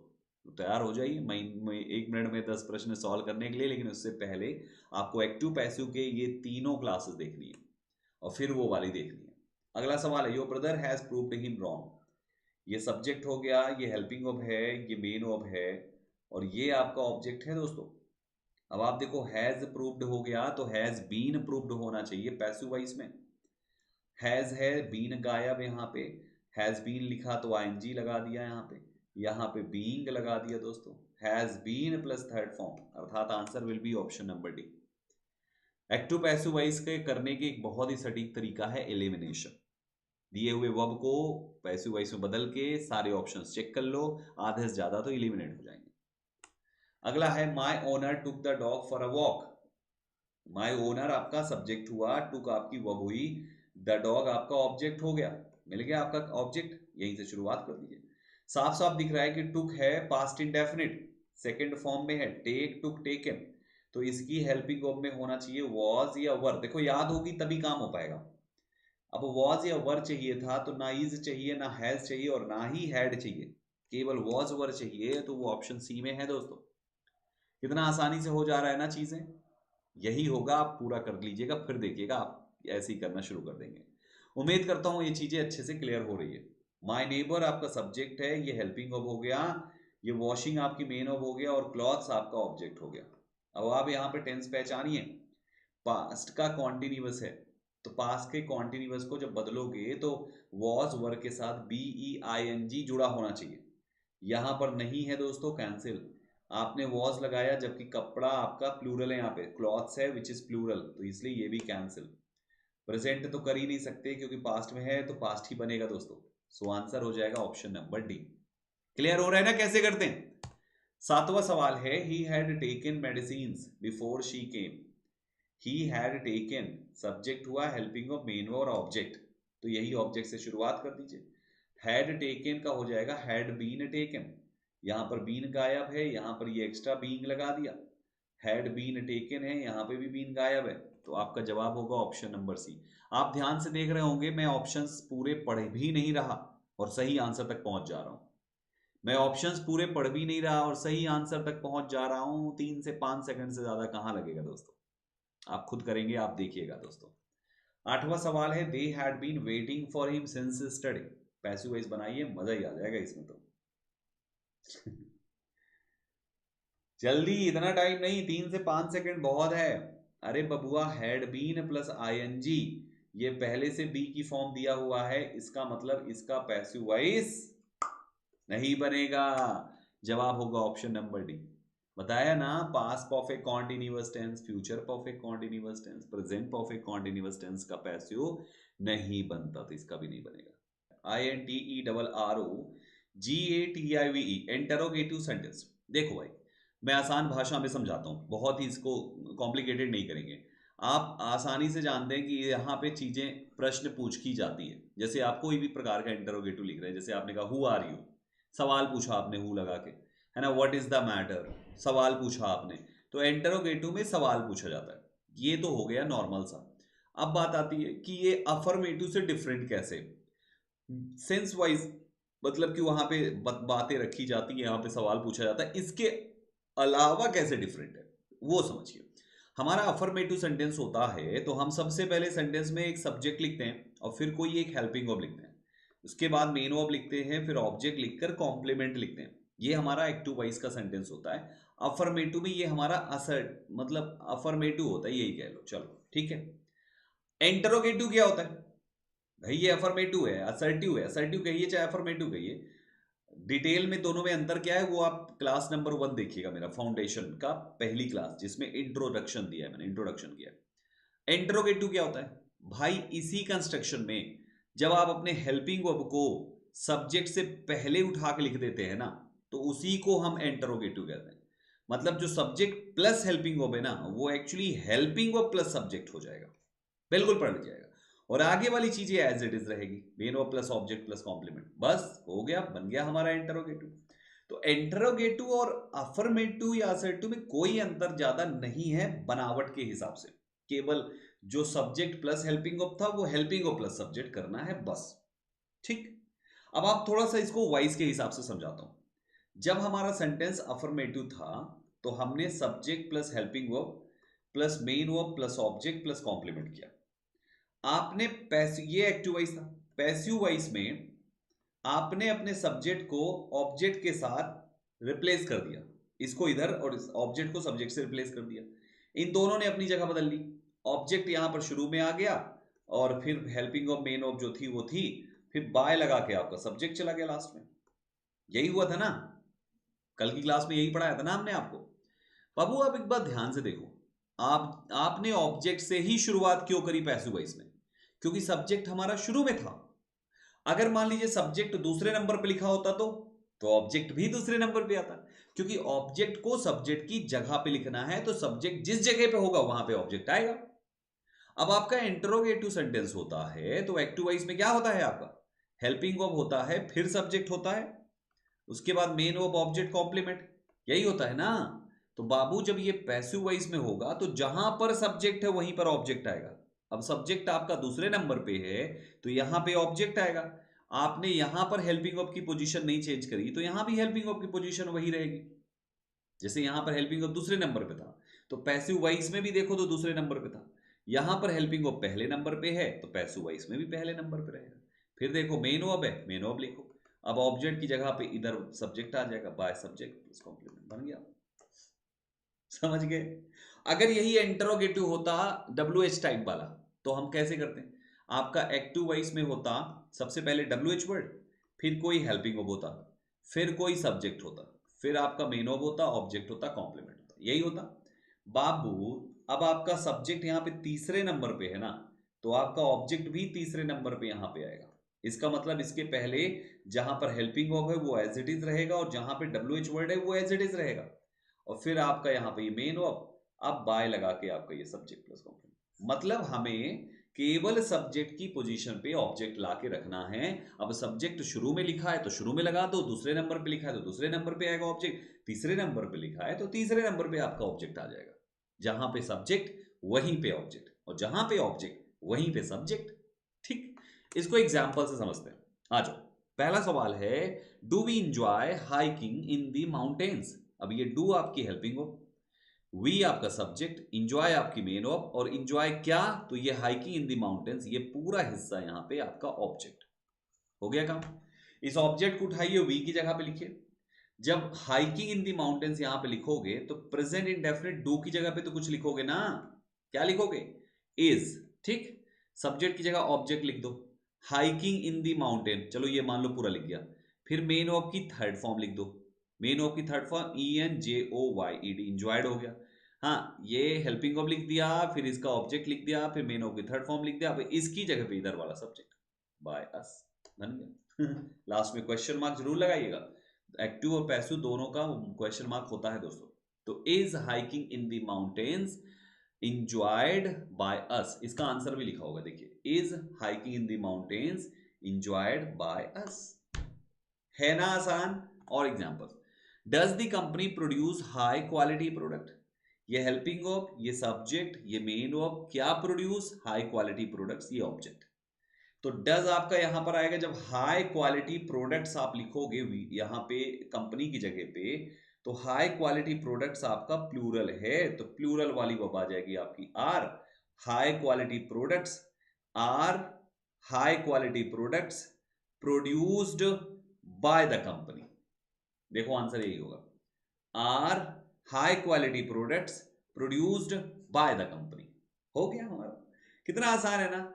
ऐसे ही एग्जाम्पल नंबर 3, 4, 5 एंड 6 भी आप ऐसे ही करेंगे।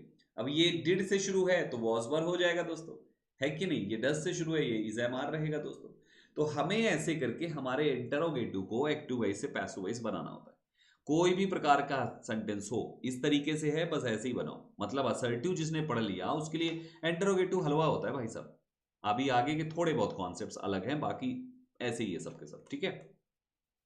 अब अगला कॉन्सेप्ट क्या है मेरे प्यारे भाइयों? अगर आपका सेंटेंस हु से चालू हो तो क्या करोगे?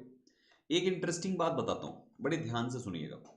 WH फैमिली का एक रूल है कि आपका WH फैमिली में कोई भी WH से सेंटेंस शुरू होगा एक्टिव वॉइस में, वो सेम रहेगा, नो चेंज होगा। मतलब जिस WH से आपका शुरू होगा वही WH आपके पैसिव वॉइस होगा। अगर आपने विच से एक्टिव वॉइस किया है तो पैसिव वॉइस भी आपका विच से ही होगा। अगर आपने व्हाट से एक्टिव वॉइस किया है तो पैसिव वॉइस भी आपका व्हाट से ही होगा। अर्थात आपका WH चेंज नहीं होता दोस्तों। सिवाय दो WH वर्ड के।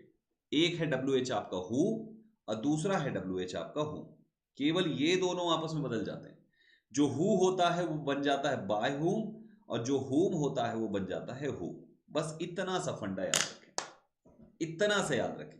उसके पीछे भी लॉजिक है बाबू। हु मतलब हो गया सब्जेक्टिव होता है हु, हमने पढ़ाया भी है आपको, आप रेगुलर अगर अटेंड कर रहे होंगे तो सब्जेक्टिव शब्द को बाय प्लस ऑब्जेक्ट करते हैं ना। जैसे ही हेल्प्ड मी तो ही बन जाएगा बाय हिम, तो वैसे ही हु बन जाएगा बाय हुम। ठीक।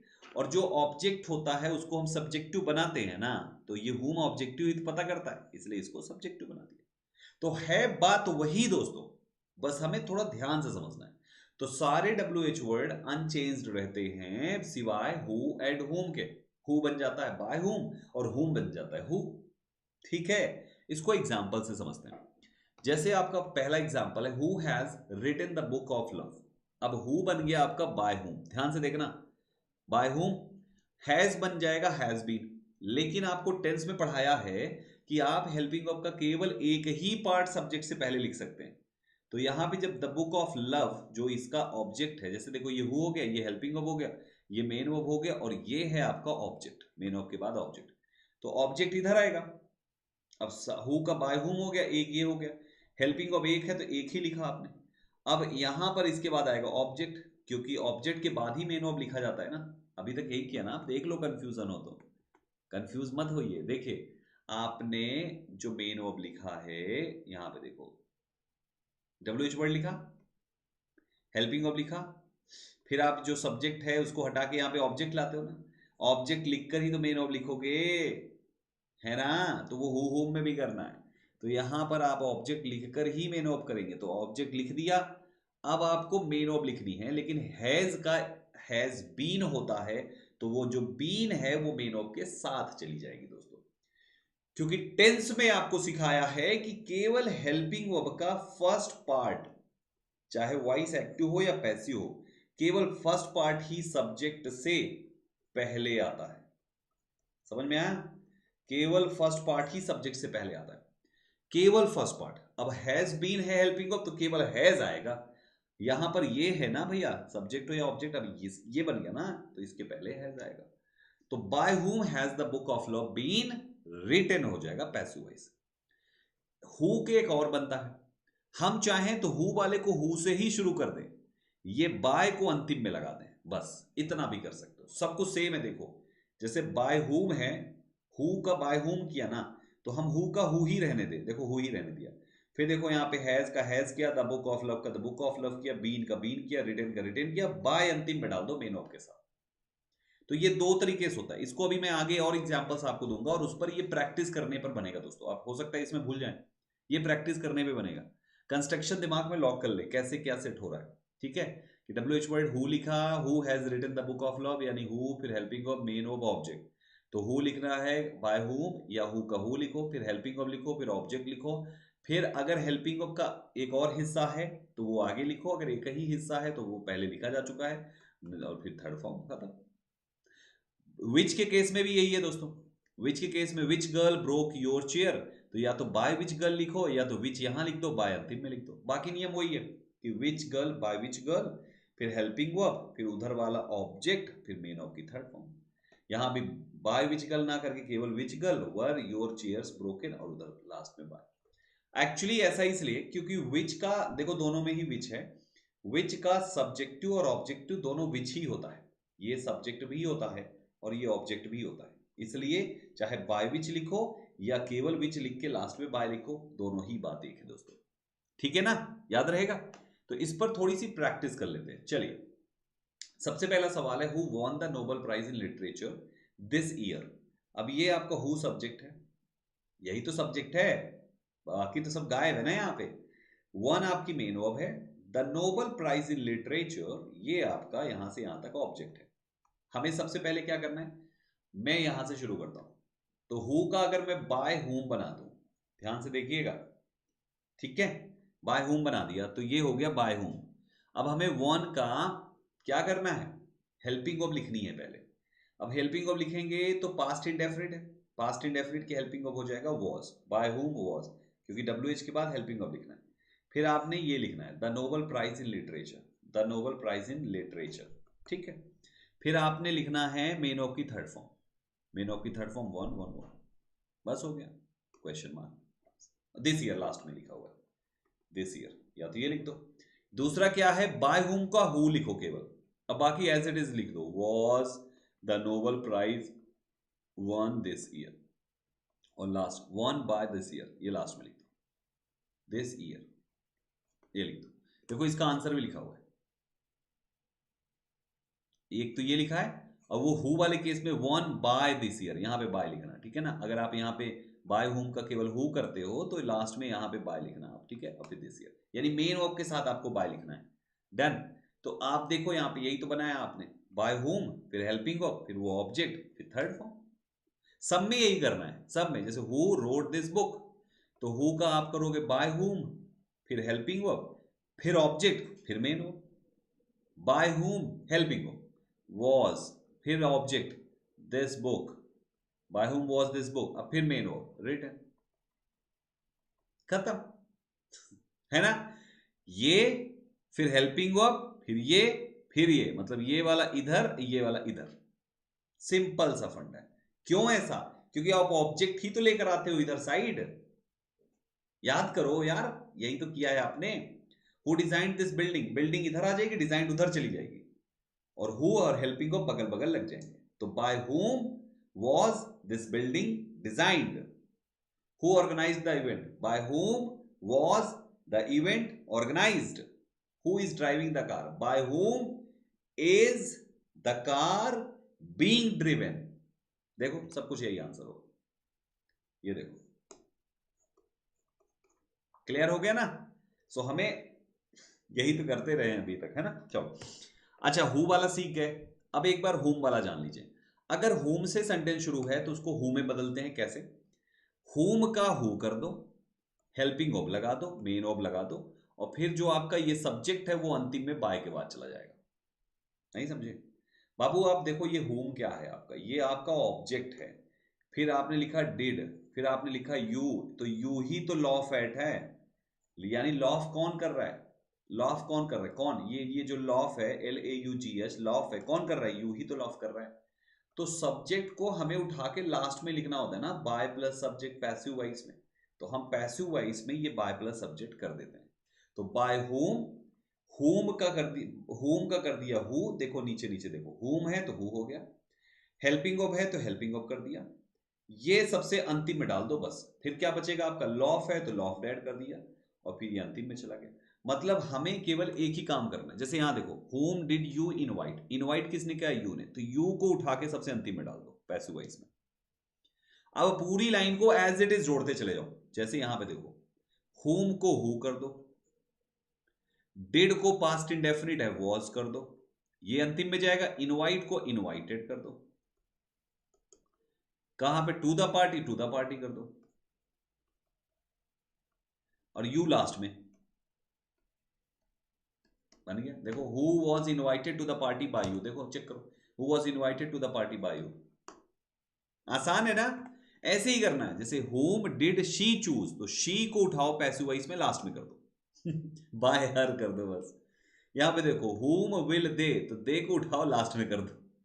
होम डिड द कमिटी उठाओ लास्ट में कर दो। होम डिड यू उठाओ लास्ट में कर दो, और होम आर यू, तो यू उठाओ लास्ट में कर दो, खत्म। बाकी as it is passive voice वाला करते चले जाओ कितना आसान है ना। ऐसे ही होता है दोस्तों। तो उम्मीद करता हूं हु और हुम वाले कॉन्सेप्ट्स आपको बहुत अच्छे से समझ में आ गए। अब बाकी बचता है आपका मोडाल वाला केस, फिर आपका आएगा स्पेशल केस, और वो आएगा special case plus imperative sentence, उसको हम लोग करेंगे पार्ट 3 में। अब आज ये मोडाल वाला केस, आपको ध्यान होगा मैंने मोडाल वाले केस में मैंने आपको एक पॉइंट सिखाया था, शायद आपको ध्यान नहीं है, मैं आपको हल्का से याद दिला दूं कि कोई भी अगर केवल मोडाल प्लस मेन वर्ब है फर्स्ट फॉर्म की, तो पैसिव वॉइस में वही मोडाल के साथ बी जोड़कर थर्ड फॉर्म करना है, ठीक है। जैसे यहां पे देखो, she can solve the problem, तो कैन को कैन बी करना है। बाकी आप अच्छे से जानते हैं कि द प्रॉब्लम शुरू में आएगा, can be solved by she का हर हो जाएगा। एक इंटरेस्टिंग बात बताता हूं, बहुत ध्यान से सुनिएगा नोट पॉइंट में, कि जो मोडाल आपके एक्टिव वॉइस में होगा सेम रहेगा आपके एक्टिव वॉइस और वही रहेगा आपके पैसिव वॉइस, यानी आपके मोडाल्स चेंज नहीं होंगे दोस्तों। Can, could, may, might, shall, should, will, would, used to, need, dare, must और टू, ये सब के सब एज इट इज। अगर कैन है तो पैसिव भी कैन होगा, शुड है तो शुड होगा, मस्ट है तो मस्ट होगा, मे है तो मे होगा, और टू है तो और टू होगा, शुड है तो शुड होगा। मतलब जो मोडाल एक्टिव वॉइस में है वही मोडाल पैसिव वॉइस में होगा। तो she can solve the problem can be solved bye हर। समझ गए? They should complete the assignment, the assignment इसकी जगह आएगा should be completed by them. He must attend the meeting must be attended by him. आप समझ पा रहे हो? मैं इधर उधर घुमा के फिक्स कर रहा हूं। तो पहला पॉइंट आई होप यहां तक आपको समझ में आ गया। दूसरा पॉइंट ये है कि अगर सेंटेंस के एक्टिव वॉइस में मोडाल के साथ हैव लगा के थर्ड फॉर्म है, ये एक्टिव वॉइस होगा, तो आपको पैसिव वॉइस में यही मोडाल के साथ जो हैव लगा है उसी में आपको बीन जोड़ के थर्ड फॉर्म कर देना है, बस और कुछ नहीं। इसका एग्जाम्पल आप देखेंगे मेरी वर्ब वाली क्लास में, ये पूरा डिटेल में समझाया मैंने वहां पे मोडाल चैप्टर का। सो आइए बाकी एग्जाम्पल्स यहां पर कर लेते हैं। He should submit the report before the deadline। पहचानिए इसमें सब्जेक्ट, ये सब्जेक्ट है, ये हेल्पिंग वर्ब है, ये मेन वर्ब है, ये ऑब्जेक्ट है। तो द रिपोर्ट शुरू में गया, शुड हो जाएगा शुड बी, सबमिट हो जाएगा सबमिटेड, कब तक? Before the deadline by him. Simple. ऐसे ही बाकी एग्जाम्पल्स हैं, आप इसको ऐसे ही सॉल्व कर डालिएगा दोस्तों। ये देखिए सब कुछ यहां पे लिखा हुआ है, एक एक पॉइंट को अच्छे से पूरा पढ़िएगा, अच्छे से समझिएगा और फिर इनको सॉल्व कर डालिएगा। कुछ पॉइंट्स मैं आपको आगे पढ़ाऊंगा दोस्तों, आगे मतलब कल की क्लास में, जहां पे आप ये सीखेंगे कि भैया मोडाल के अलावा जो आपके स्पेशल केसेस आते हैं, बहुत सारे स्पेशल केसेस आते हैं, वो स्पेशल केसेस आप सीखेंगे मेरे साथ पार्ट 3 में। और स्पेशल केसेस के बाद आएगा आपका इंपेरेटिव सेंटेंस, उसका भी बहुत डिटेल में आपको पढ़ाएंगे, और फिर उसके बाद आप सॉल्व करिएगा क्वेश्चन, सब बनते जाएंगे ऐसे। ठीक है, थोड़े से कुछ सवाल हैं, एक दो प्रश्न हैं, ज्यादा नहीं है दोस्तों। आइए देखते हैं। Could you pass the mobile, इसका बनाना है। अब आपको साफ साफ दिख रहा है कि कुड से शुरू है तो could say he passive voice होगा, तो ये कैंसिल। अब 3 ऑप्शन बच गए, ये सब्जेक्ट है, ये आपका ऑब्जेक्ट है, तो ऑब्जेक्ट आएगा यू की जगह पे, द मोबाइल।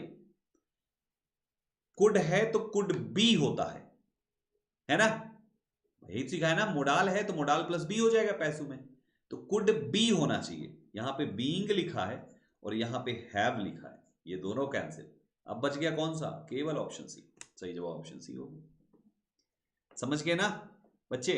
मोडाल है तो मोडाल प्लस बी होगा, जैसे मोडाल प्लस फर्स्ट फॉर्म है तो आपको इस मोडाल के साथ बी लगा के थर्ड फॉर्म करना था, तो हमें बी ही लगाना है ना।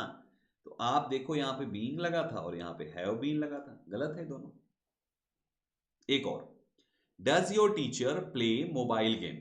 अब आपका ये प्रेजेंट इंडेफिनिट है, आपको बताया मैंने बहुत अच्छे से कि प्रेजेंट इंडेफिनिट या कोई भी हो, पैसिव वॉइस में केवल बी की फॉर्म लगेगी वर्ब की। जब केवल बी की फॉर्म लगेगी तो डज का डज शुरू नहीं कर सकते, तो ये कैंसिल। इज एम आर में से ही लगना चाहिए, हमने इज लगा दिया। अब ये हेल्पिंग वर्ब थी, योर टीचर सब्जेक्ट था, ये मेन वर्ब था, ये आपका ऑब्जेक्ट था। अब ऑब्जेक्ट आएगा मोबाइल गेम, मोबाइल गेम है। फिर ये लिख दिया, योर टीचर की जगह पे ऑब्जेक्ट लिख दिया, मेन वर्ब की थर्ड फॉर्म प्लेड, प्लेड, लेकिन ये प्लेइंग है, कैंसिल, डी कैंसिल। अब किसके द्वारा? बाय योर टीचर इधर आना चाहिए, बाय योर टीचर तो है, यहां पर आप विद लगा के बैठ गए, तो ये गलत है। तो माय डियर स्टूडेंट्स, आपका आंसर होगा ऑप्शन नंबर बी, यहां पे इस सेंटेंस का करेक्ट आंसर। ठीक है, स्पेशल केसेस में जिसको बड़े ध्यान से सुनिएगा क्योंकि ये केसेस बड़े स्पेशल हकीकत में है। पहला पॉइंट कहता है कि do not use by plus subject at the end of passive voice sentence. आपने अभी तक यही देखा ना कि हम पैसिव वॉइस में लास्ट में एक्टिव वॉइस वाले सब्जेक्ट को बाय के बाद लिख देते हैं, है ना? By Mohan, by Sohan. ये कह रहा है बाय के बाद मत लिखो उसको, कब ना लिखो? जब एक्टिव वॉइस का सेंटेंस स्टार्ट हो somebody, anybody, everybody, nobody, someone, no one, anyone, everyone, people, police, etcetera. कहना क्या चाह रहा है? कहना ये चाह रहा है कि मान लीजिए आपने एक्टिव वॉइस का सेंटेंस किसी ऐसे सब्जेक्ट से शुरू किया जो या तो अंडरस्टूड है या तो अननोन है। दो केस बनेगा, या तो वो अंडरस्टूड है या तो वो अननोन है। जब भी ऐसी चीजें हो तो आप उस केस में पैसिव वॉइस में उसको बाय प्लस वो सब्जेक्ट नहीं लिखा जाता। जैसे एग्जांपल से समझिए, आप सीख जाएंगे। पहला सेंटेंस है police arrested the thief in Prayagraj. Police ने चोर को प्रयागराज में पकड़ा, ये सेंटेंस है। अब आपका पैसिव वॉइस होगा, सबसे पहले object the thief, helping verb और मेन वर्ब वाज अरेस्टेड, कहां पे? इन प्रयागराज। लेकिन यहां पे बाय द पुलिस नहीं लिखा, क्यों? क्योंकि थीफ को अरेस्ट करने का काम तो पुलिस का ही होता है ना भाई साहब। आप बताइए, ये अंडरस्टूड हो गया? मैंने क्या बोला? अंडरस्टूड हो या अननोन हो, तो ये केस क्या हो गया अंडरस्टूड का, कि भैया चोर पकड़ा गया प्रयागराज में, तो जाहिर सी बात है पुलिस ने ही पकड़ा होगा, राइट? दूसरा एग्जांपल देखिए, people speak English all over the world. People पूरी दुनिया में अंग्रेजी बोलते हैं, तो English is spoken all over the world लिखा गया, बट बाय द पीपल नहीं लिखा गया। क्यों? क्योंकि इंग्लिश को स्पीक करने का काम पीपल ही तो करते हैं। ये तो अंडरस्टूड हो गया है जी। अंडरस्टूड केस में कभी नहीं लगाना दोस्तों उसको बाय के बाद। और भी एग्जांपल्स देख लीजिए।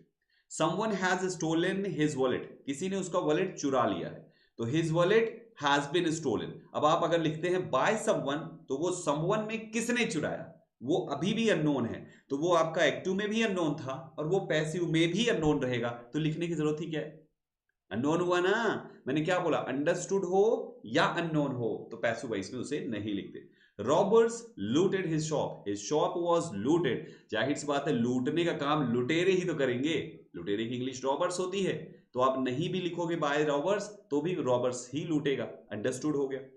We executed all instructions on time. All instructions were executed on time. जाहिर सी बात है सारे इंस्ट्रक्शंस ऑन टाइम एग्जीक्यूट किए गए। अब आपने मेंशन नहीं किया किसने, तो जाहिर सी बात है आपने ही किया होगा, मिलके किया होगा, हमने, मैंने, कुछ भी हो सकता है। एक और पॉइंट बताता हूं, ये सारी चीजें अपनी जगह फिक्स है, लेकिन आपको फिर भी एग्जाम में एक बात का ध्यान रखना होगा, वो है दिए हुए सेंटेंस का ऑप्शन देकर सही ऑप्शन का चुनाव करना।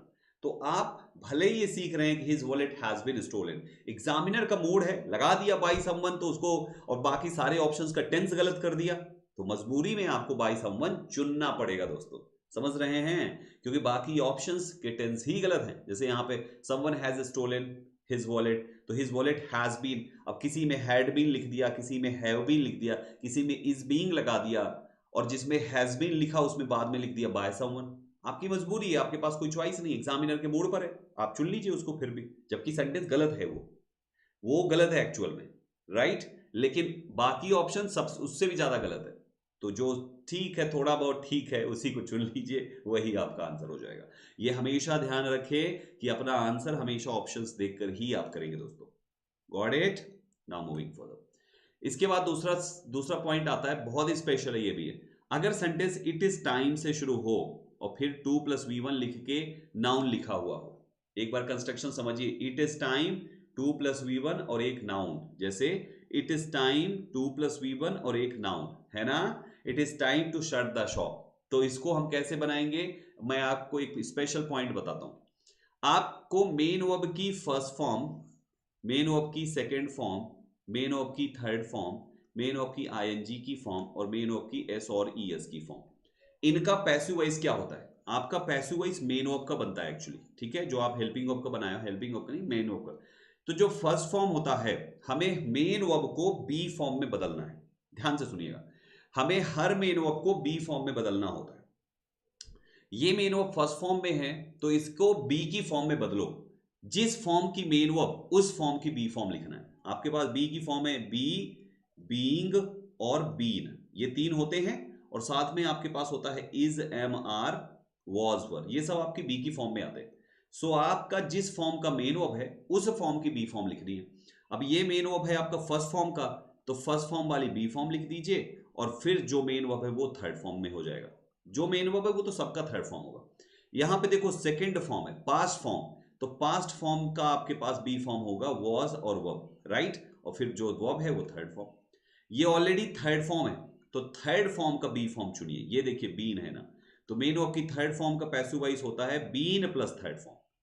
ठीक, आईएनजी फॉर्म को आईएनजी फॉर्म का बी फॉर्म दीजिए, आईएनजी फॉर्म का हो जाएगा बीइंग प्लस थर्ड फॉर्म।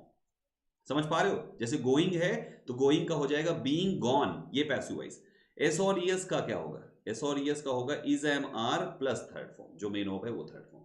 तो हमें जिस फॉर्म की मेन वर्ब, आईएनजी फॉर्म की मेन वर्ब तो आईएनजी फॉर्म का बी फॉर्म, थर्ड फॉर्म की मेन वर्ब तो थर्ड फॉर्म का बी फॉर्म, फर्स्ट फॉर्म की मेन वर्ब तो फर्स्ट फॉर्म का बी फॉर्म लगाना होता है। ऐसे ही अगर मान लीजिए कहीं पर टू प्लस फर्स्ट फॉर्म लिखा हुआ है दोस्तों, तो भाई टू तो एज इट इज रहेगा, इस फर्स्ट फॉर्म का बी फॉर्म बना दीजिए, यानी टू प्लस इसका बी फॉर्म क्या होगा? Be plus third. बन गया ये हमारा पैसिव वॉइस। तो मैं यहां पे यही समझा रहा हूं आपको कि जो ये टू प्लस वी वन है ना, आपको इसका पैसिव बनाना है। पैसिव किसका बनाना है? टू प्लस वी वन का, जो हो जाएगा टू बी वी थ्री। यहां भी देखो ये लिखा है टू बी वी थ्री। तो कंस्ट्रक्शन क्या होगा? इट इज टाइम वाले को इट इज टाइम से ही शुरू करो, प्रेपोजिशन फॉर लगा के उधर वाले नाउन को इधर बुला लो, और ये टू वी वन को लास्ट में ले जाके पैसिव बना दो, बस खत्म। इधर वाला इधर, इधर वाला इधर, ऐसे क्रॉस लिखा है। क्लियर है? और it is time as it is होता रहेगा। It is time to shut the shop, the shop पहले आ गया फॉर के साथ, it is time for the shop, और टू शट का हो जाएगा to be shut. For your kind information, यहां पर ये शट थर्ड फॉर्म है और यहां पर ये शट आपकी फर्स्ट फॉर्म है। ठीक है? It is time to supply food in the flooded area, तो it is time as it is होता रहेगा, टू सप्लाई लास्ट में जाएगा और आपका ऑब्जेक्ट इधर आएगा। It is time for food, क्या करना है? टू बी सप्लाइड, कहां पर? इन the flooded area, in the flooded area. Simple है ना? नाउन इधर लीजिए, जो ऑब्जेक्ट है वो इधर लीजिए, ऑब्जेक्ट इधर लीजिए और वर्ब को उधर ले जाके पैसिव बना दीजिए, उसके बाद खत्म। सिंपल सा काम है। It is time to stop crying, crying इधर आ जाएगा, to stop to be stopped हो जाएगा, तो it is time for the crying to be stopped. बन गया हमारा सेंटेंस। तो इस तरीके से हमेशा ध्यान रखें, इट इज टाइम से शुरू होने वाले को पैसिव में भी इट इज टाइम से ही शुरू करते हैं, और ऑब्जेक्ट को पहले लिख देते हैं फॉर लिखकर, और टू वी वन को टू बी वी थ्री लिख देते हैं बाद में। सिंपल। इसके बाद अगला पॉइंट आता है, अगर देयर से सेंटेंस शुरू हो तो उसको भी देयर से ही शुरू करते हैं। इसका भी पैसिव वाइज वही टू वी वन को बदल के टू बी वी थ्री करना है। आसान हो रहा है ना? टू वी वन का टू बी वी थ्री, बाकी सब एज इट इज है। देखो देयर का देयर है, be form as it is है, नाउन नाउन है, इसमें कुछ भी आगे पीछे नहीं करते। जैसे there is a lot of work to do, तो ये टू डू का बनेगा, यहां तक सेम कॉपी पेस्ट मारना है, there is a lot of work, अब टू डू का हो जाएगा to be done, there is a lot of work to be done. Clear हुआ? दूसरा देखिए, there is no time to spend, इसका पैसिव बनेगा, बाकी सेम रहेगा, तो there is no time to spend का होगा to be spent in movie. Simple. There is no milk to give, there is no milk to be given. तो हमें बस वही ध्यान रखना है, टू प्लस वी वन, इसको पैसिव वाइज बनाना है, तो to be plus V three करना है। सिंपल सा फंडा है और कुछ भी नहीं दोस्तों। I hope you guys understood it completely. इन सारे पॉइंट्स को अच्छे से माइंड में लॉक करते चले और इनकी एक अच्छी सी नोट्स बना ले। दिन में 2 बार देखेंगे, 4 दिन, तो अपने आप जिंदगी भर याद हो जाएगा। चीजें यहां पे समझ में आ जाए तो काम हो गया, बस उसको दिमाग में रखने के लिए रिवीजन करना जरूरी होगा। और 75 क्वेश्चंस तो मैं सॉल्व कराऊंगा ही कराऊंगा। मैंने आपको पहली क्लास में एक पॉइंट बताया था कि बहुत सारी ऐसी वर्ब्स होती हैं जिनके साथ बाय नहीं आता, किसी के साथ टू आता है, तो किसी के साथ एट आता है, तो किसी के साथ विद आता है, किसी के साथ इन आता है, किसी के साथ फॉर आता है, किसी के साथ ऑन आता है, यानी प्रपोजिशंस अलग अलग यूज किए जाते हैं। तो ये लिमिटेड है, केवल 1% से ज्यादा नहीं है दोस्तों जो आपके एग्जाम में पूछे जाएंगे।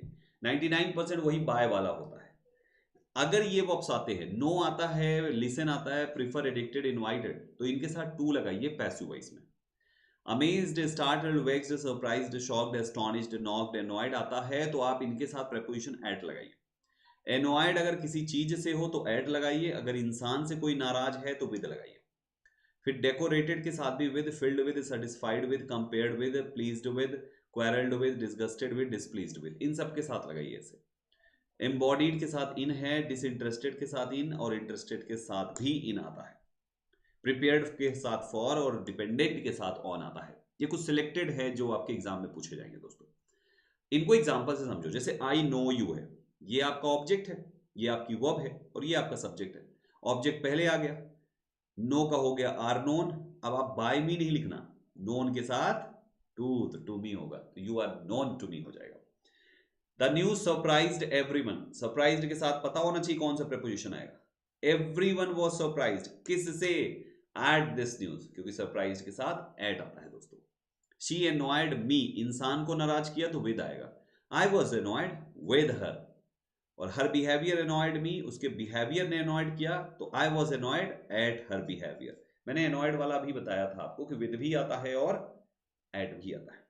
तो हमेशा ध्यान रखें आप कि आपको इन वर्ब्स को थोड़ा सा दिमाग में लॉक कर लें, थोड़े ही हैं, कोई बहुत ज्यादा है नहीं, जिनके साथ जो प्रीपोजिशन है वो फिक्स्ड है, वो वॉइस इंटरचेंज में भी काम आएगा और वो एरर डिटेक्शन में भी काम आएगा, क्लोज टेस्ट में भी काम आएगा, तो फिलर में भी काम आएगा, सेंटेंस इंप्रूवमेंट भी काम आएगा। तो इन सब जगहों पर ये फिक्स्ड वाले प्रीपोजिशंस हेल्पफुल होने वाले हैं। ठीक है, इसके बाद बच्चे अगला पॉइंट क्या कहता है, अगर कोई एक्टिव वॉइस में आपने ऐसा सेंटेंस लिखा है जिसमें वर्ब के साथ पहले से ही प्रेपोजिशन लगी लगाई आती है, तो पैसिव वॉइस में इसको एज इट इज लिखो और फिर जो आप बाय प्लस सब्जेक्ट करते हो वो तो करना ही करना। जैसे नेहा स्माइल्ड एट सुरेश, देखो एक्टिव वॉइस में स्माइल्ड एट है तो पैसिव वॉइस स्माइल्ड एट रहेगा दोस्तों, और बाकी जो बाय नेहा होता है वो रहेगा।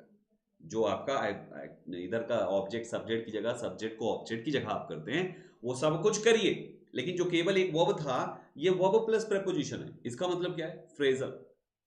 अगर सेंटेंस में केवल वर्ब है तो केवल वर्ब लिखिए पैसिव वॉइस में, अगर सेंटेंस में फ्रेजल वर्ब है तो फ्रेजल वर्ब लिखिए सेंटेंस में पैसिव वॉइस में। यानी आपको जो वर्ब है सेंटेंस में वही वर्ब लिखना है पैसिव वॉइस में, वर्ब का वर्ब लिखना है, फ्रेजल वर्ब का फ्रेजल वर्ब लिखना है। जैसे लॉ ऑफ एट, ये फ्रेजल वर्ब है तो लॉ ऑफ डेट तो रहेगा ही रहेगा, बाकी वो जो शी का बाय हर होता है वो तो कर ही दीजिएगा आप दोस्तों। The police is looking into the matter, ये लुक इनटू का लुक इनटू तो रहेगा ही रहेगा, बाकी बाय द पुलिस जो आप करते हो तो वह कर ही दीजिए। आपके एग्जाम के ऑप्शन में ये इनटू हटा देंगे दोस्तों, एट हटा के ऑप्शन में एक बना देंगे और यहां पे भी एट हटा के ऑप्शन बना देंगे। आपको देखना है कि भैया अगर ये लगा हुआ है तो हटा नहीं सकते, और हटाया हुआ है तो वो गलत है दोस्तों। तो इस बात का अच्छे से दिमाग में लॉक कर लीजिए कि ऐसे केसेस में आपको इस तरीके से चीजें करनी है। जिस वर्ब के साथ पहले से प्रेपोजिशन लगाए वो है फ्रेजल वर्ब, पैसिव वॉइस में हटा दोगे तो आपने फ्रेजल वर्ब को वर्ब बना दिया जो गलत हो जाएगा। फ्रेजल वर्ब रहेगी पैसिव में भी और वर्ब आपकी वर्ब रहेगी पैसिव में। ठीक है, ध्यान रखना। हम आगे बढ़ेंगे तो हमारा अगला पॉइंट है कि अगर सेंटेंस कुछ इस तरीके के गेम से शुरू हो, जैसे subject plus want plus two plus V1 plus noun, ये बहुत स्पेशल है, ध्यान से सुनना। तो आपको इनको आपस में जगह बदल के वॉइस बनाना होता है। जैसे सब्जेक्ट प्लस वांट है, I want to buy a watch, I हो गया वांट हो गया, तो ये आई वांट तो एज इट इज रहेगा। अब आपने ये टू बाय को लास्ट में ले लो और ऑब्जेक्ट को पहले ले लो, सिंपल। मैं चाहता हूं, क्या चाहता हूं, एक घड़ी, क्या करना, टू बाय का to be plus V3, to be bought बन गया। बच्चे इसमें बहुत गलती करते हो और एग्जाम में ये पूछा जाता है, तो इसको अच्छे से लॉक कर लीजिए दिमाग में। My wife wanted to see the Taj Mahal, तो माई वाइफ वॉन्टेड तो एज इट इज रहेगा, ताजमहल पहले लिख लो, my wife wanted the Taj Mahal, और क्या करना, इसका पैसिव बना दो, टू बी सीन, ऑब्जेक्ट पहले वर्ब को बाद में। यही तो अभी तक करते आए हो आप, उधर वाले ऑब्जेक्ट को वर्ब से पहले लिख देते हो ना, वर्ब उसके बाद हो जाता है, फिर यही तो करते थे अभी तक, वही तो करा रहा हूं मैं। I want to touch the sky, ये आपका ऑब्जेक्ट है, ये आपका वर्ब है, ये बाद में चला जाएगा, ये पहले आ जाएगा। I want the sky to be touched, simple, याद रहेगा। मैंने कंस्ट्रक्शन भी बना दिया है, इसको थोड़ा सा 3-4 बार देखिएगा, सब बैठ जाएगा दिमाग में, पूरा कंस्ट्रक्शन एग्जाम्पल प्रॉपर तरीके से दिया है। ऑब्जेक्ट पहले वर्ब को पैसिव बनाइए, मतलब आप जहां पर भी 2 + V1 है, किन किन केसेस में 2 + V1 का हम पैसिव वॉइस में 2B + V3 करते हैं, ये आपको ध्यान रखना है, किन किन केसेस में, ये बस ध्यान रखना। सो 3-4 केसेस तो मैंने बता ही दिए, जैसे एक मैंने आपको देयर वाला केस बताया, एक मैंने आपको इट इज टाइम वाला केस बताया, एक मैंने आपको अभी वाला बताया जो वांट वाला केस है, और क्या बताया बच्चे, वांट वाला हो गया बस। हाँ, ये 3 अभी तक बताए हैं। इसके अलावा अभी और आएगा, इसके अलावा पता है कहां पे आएगा, इसके अलावा आएगा वर्ब टू बी वाला केस, फिर उसके बाद आएगा आपका वर्ब टू हैव वाला केस। अभी देखो कैसे समझाता हूं। मेरे बच्चे, अगर किसी सेंटेंस में कोई कोई सब्जेक्ट किसी एडजेक्टिव से कोई चीज को फील या टेस्ट कर रहा है तो इसका पैसिव बड़ा ही शानदार बनता है। एग्जाम्पल से समझो, ज्यादा समझ में आएगा। जैसे सुगर टेस्ट्स स्वीट, सुगर मीठा होता है, सुगर मीठा होता है, हमें इसका पैसिव वॉइस बनाना है। तो बच्चे आप क्या करोगे, आप स्वीट से शुरू कर दोगे? नहीं भाई, ऐसा मत करना। सुगर मीठा होता है, सरफेस ठंडा होता है, ऐसे करके कुछ भी ऐसी बात अगर हो तो उसको ऐसे बनाओ। सुगर का सुगर लिख दो। ये कौन सा टेंस है? प्रेजेंट इंडेफिनिट, तो इसमें आएगा helping verb, is am are, तो इज लिख दो। फिर जो एडजेक्टिव है वो लिख दो। तो सब्जेक्ट लिखा, इसमें से हेल्पिंग वर्ब उठाया केवल, और फिर यहां पे ये एडजेक्टिव सुगर इज स्वीट। फिर आप लिखना हेल्प, आप एक कंजंक्शन लिखना दैट इज व्हेन। अब व्हेन के बाद ध्यान से देखो, फिर शुरू में आ जाओ, सुगर का प्रोनाउन लिखो इट, आप जो वर्ब लिखे हो वही वर्ब लिखो इज, और जो मेन वर्ब यहां पे थी उसकी थर्ड फॉर्म लिख दो टेस्टेड। तो sugar is sweet when it is tested, ये इसका पैसिव वॉइस हो जाएगा। Sugar is sweet when it is tested, ये पैसिव वॉइस हो गया। या केवल आप ये लिख दो sugar is sweet when tested, ये भी सही है। Sugar is sweet when tested, sugar is sweet when it is tested, दोनों ही सही है दोस्तों। बस ध्यान रखें कि यहां पर इट आएगा या यहां पर दे आएगा, ये डिपेंड करेगा इस वाले नाउन पे। अगर ये सिंगुलर है तो इट लगा दीजिए, अगर प्लूरल है तो दे लगा दीजिए दोस्तों। जो नाउन है वही का प्रोनाउन है, कोई मेल है तो ही लगा दीजिए, फीमेल है तो शी लगा दीजिए, जो नाउन है वही लगा दीजिए आप। The surface feels smooth, the surface is smooth when felt कर दीजिए, या व्हेन इट इज फेल्ट। यहां पर इट क्यों आया? क्योंकि सरफेस आपका सब्जेक्ट है। इज क्यों आया? क्योंकि प्रेजेंट इंडेफिनिट है ना। अगर यहां पे कोई और टेंस होगा तो वो उसके हिसाब से वर्ब लगेगी। और फेल्ट आपकी इसलिए क्योंकि फील आपकी वर्ब है, इसका थर्ड फॉर्म फेल्ट होता है। ठीक है, समझ गए ना। तो इस तरीके से आप अपने इस सब्जेक्ट के हिसाब से अपना सही प्रोनाउन लगाइएगा। ये बार बार मैं एरो लगा के दे रहा हूं, बच्चे लोग भूल जाते हैं, उनको इट इज याद रह जाता है, जबकि नाउन कभी कभी प्लूरल आ जाएगा। जैसे मान लीजिए कहीं पर लिखा हो मैंगोज, मैंगोज टेस्ट सॉर, आम खट्टा होता है। अब इसको बनाओगे तो क्या बनाओगे? मैंगोज को MANGO मैंगोज, और टेस्ट प्रेजेंट इंडेफिनिट है तो मैंगोज आर सॉर। अब प्रोनाउन लिखना है, तो प्रोनाउन मैंगोज प्लूरल है तो दे लिखोगे, दे, वो अब आप आर लिखोगे, व्हेन दे आर टेस्टेड। समझ गए? ये दे क्यों आया? क्योंकि मैंगोज यहां पे प्लूरल है, इसलिए। समझ गए? ध्यान रखिएगा। आगे बढ़ेंगे भाइयों, इसके बाद ये आपका आ गया verb to be, verb to be verb to have वाला केस ना। अगर कहीं पर is am are was verb के बाद मेन वर्ब ना देकर टू प्लस वर्ब दे दे तो इसी टू वर्ब का फर्स्ट फॉर्म थर्ड फॉर्म बना दो, टू बी V3। जैसे he is to buy a laptop, ये आपका ऑब्जेक्ट है, शुरू में जाएगा ही की जगह पे। आपको इज टू बाय इसका पैसिव वॉइस बनाना है, खत्म। तो अ लैपटॉप आ गया, इसकी जगह पे अ लैपटॉप, हेल्पिंग वर्ब का हेल्पिंग वर्ब, टू बाय का टू बी बॉट, और ही का by him. He is to buy a laptop is to be bought by him. कई एग्जाम्पल करा चुका हूं, तो भाई 2 + V1 है, आप उसी का पैसिव बनाओ, बात खत्म, 2B + V3। बाकी तो वही तरीका है ना कि ऑब्जेक्ट उठ के सब्जेक्ट की जगह पे, सब्जेक्ट उठ के बाय के बाद बीच में चीजों में बदलाव। और यही गेम आपके हैव वाले में भी है same. I have to write a book, अब बुक पहले आ गया, हैव वर्ब टू हैव है, बुक सिंगुलर है तो अब सिंगुलर हो जाएगी यहां पे हैज, टू राइट का टू बी रिटन, बिल्कुल सेम टू सेम है, बाय मी। समझ गए? ऑब्जेक्ट शुरू में, आई चला गया बाय मी, हैव हैज में से कोई एक लिखना है, टू राइट का third form to be written, passive voice. Got it? समझ में आ रहा है सबको? बहुत ज्यादा स्पीड तो नहीं हो रही है? आई होप यहां पे नहीं हो रही होगी बहुत ज्यादा स्पीड। चीजें दिमाग में अच्छे से जाने दीजिए एक एक पॉइंट को, सब जगह पे। तो हमने बताया था ना कि 5 ऐसी मेन जगह हैं जहां पे 2 + V1 को 2B V3 करते हैं बस पैसिव में, बाकी थोड़ा बहुत इधर उधर बदलाव बस। मेरे भाइयों, दो ऑब्जेक्ट्स अगर किसी सेंटेंस में आ जाए, हम अभी तक क्या कर रहे हैं, इधर से ऑब्जेक्ट को उठा के ला रहे हैं और सब्जेक्ट की जगह लिख देते हैं। अब मान लीजिए उधर दो ऑब्जेक्ट हैं तो किसको लेकर आएंगे? एक एक करके दोनों ला लो। एक बार ये ऑब्जेक्ट से बना लो, इधर को उधर ही पड़ा रहने दो, एक बार इस वाले से बना लो, उसको उधर ही पड़ा रहने दो। मतलब ये ऑब्जेक्ट्स एक बार एक एक करके आ सकते हैं। जैसे ही गेव मी, एक ये ऑब्जेक्ट हुआ, सम मनी एक ये ऑब्जेक्ट हुआ। तो एक बार मी को शुरू करो इधर तो सम मनी उधर रहने दो, और जब सममनी इधर लेकर आओ तो मी को उधर ही पड़ा रहने दो, है ना interesting. He gave me some money, तो ही गेव मी को उठा लीजिए, आई हो गया, गेव का हो गया वॉज गिवन, क्या सम मनी किसके द्वारा, बाय हिम, या सम मनी वॉज गिवन किसको, टू मी। ध्यान रखिएगा ये निर्जीव नॉन लिविंग ऑब्जेक्ट है और ये लिविंग ऑब्जेक्ट है। जब लिविंग ऑब्जेक्ट इधर छूटेगा तो उसके साथ प्रेपोजिशन टू लिख देना, बस इतना ध्यान रखना, भले टू हो या ना हो। जैसे यहाँ पे देखो मी के साथ नहीं है, लेकिन आप लिखना जरूर, ये ग्रामर का कॉन्सेप्ट है, अभी वॉइस में केवल ऐसे ही काम चला रहा, टू मी होना ही चाहिए। यहां पर देखो Sandeep sir teaches us English, English is taught to us by Sandeep sir, या we are taught English by Sandeep sir. तरीका वही है, एक ऑब्जेक्ट सब्जेक्ट की जगह पे आएगा तो दूसरा वहीं रह जाएगा, और जब दूसरा वाला आएगा तो ये वाला वहीं रह जाएगा। इन दोनों में जो लिविंग ऑब्जेक्ट अगर उधर ही रह गया तो वो प्रेपोजिशन टू के साथ लिखना, बस। ठीक, भूलेगा तो नहीं बच्चा, ठीक है ना, डन। अच्छा एक एग्जांपल से ऐसे भी समझो, मान लो अगर यहां पे मी की जगह कोई नाम लिखा होता, जैसे मान लो यहां पे रोहन लिखा होता कि he gave Rohan some money, तो आप यही तो लिखते ना, some money was given to Rohan. तो रोहन की जगह पे ऑब्जेक्ट लिखा हुआ है तो गिवन टू प्लस ऑब्जेक्ट, बात तो यही हुई ना, I gave this to someone.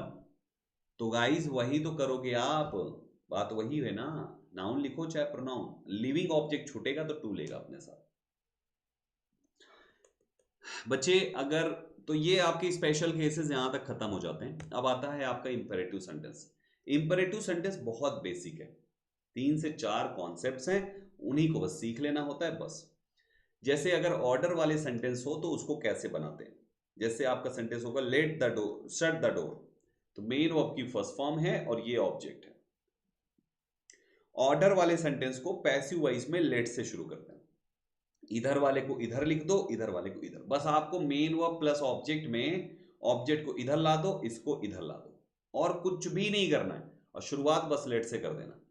जब ये इधर आएगा तो पैसिव वॉइस बनाना पड़ेगा।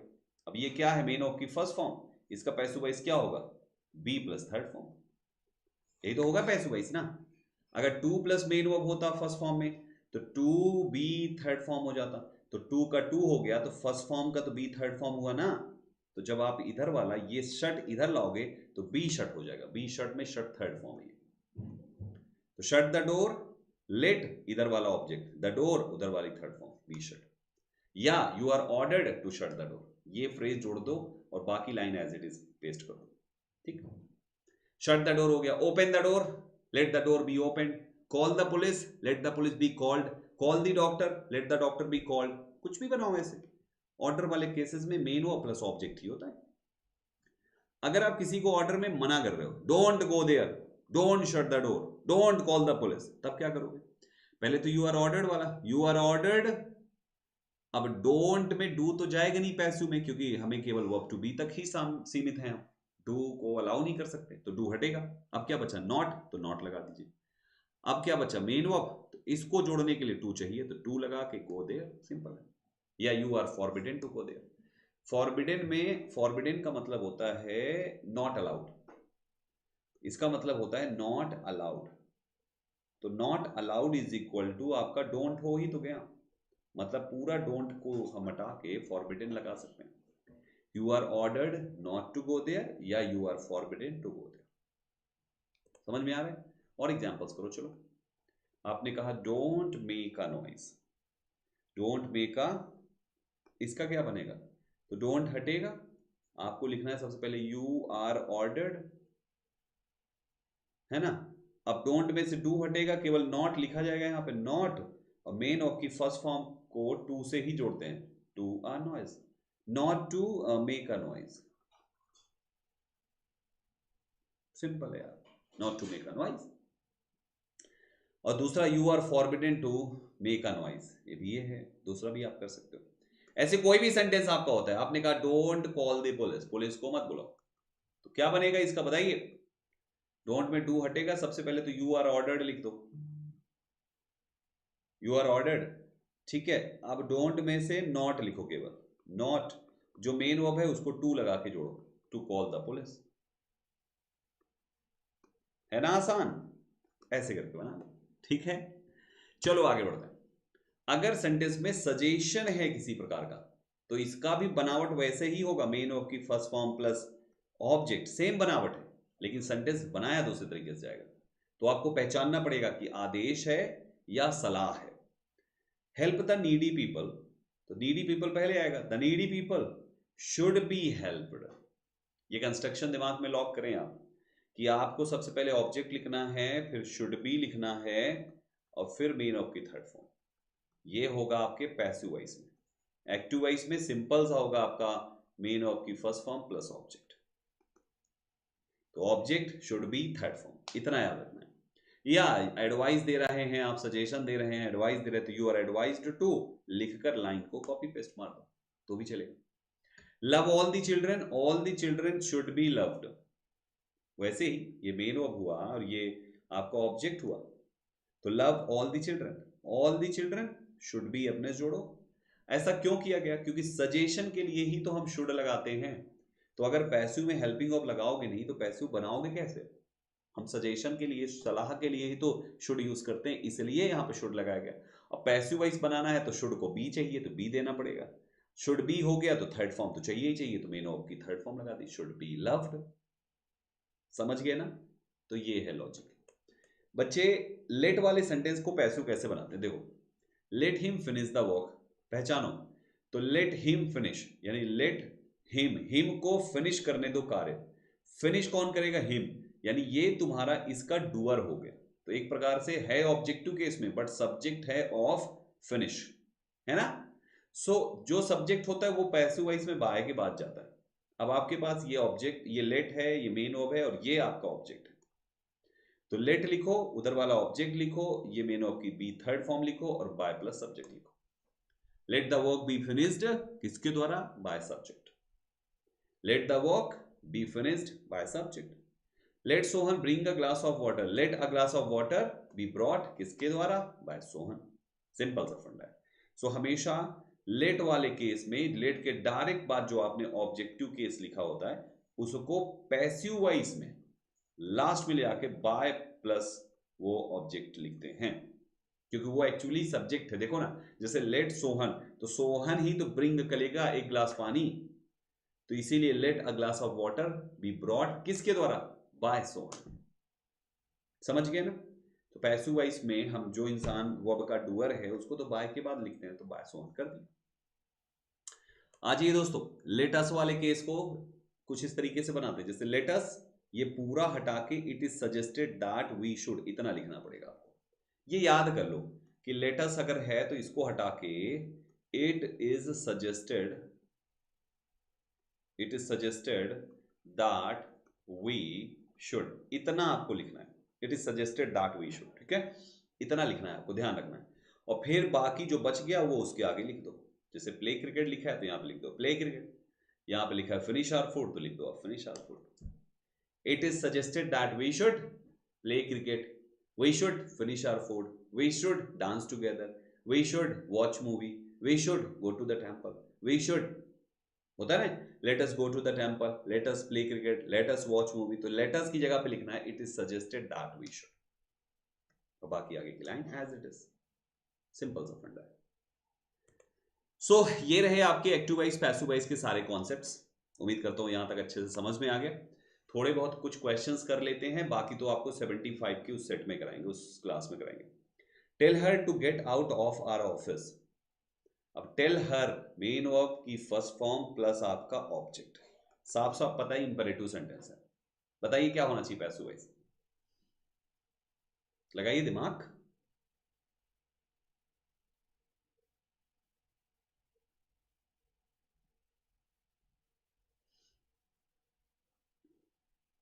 बिल्कुल सही जवाब है आपको option B, B B B, option B. क्यों? क्योंकि टेल हर मेन ऑफ की फर्स्ट फॉर्म्स लगा के आप कह रहे हो कि उससे बोलो बाहर आए ऑफिस से, तो आप एक ऑर्डर दे रहे हो, और ऑर्डर वाले सेंटेंस की शुरुआत होती है लेट से, तो लेट से एक ही ऑप्शन शुरू है, बाकी तो गलत हो गया।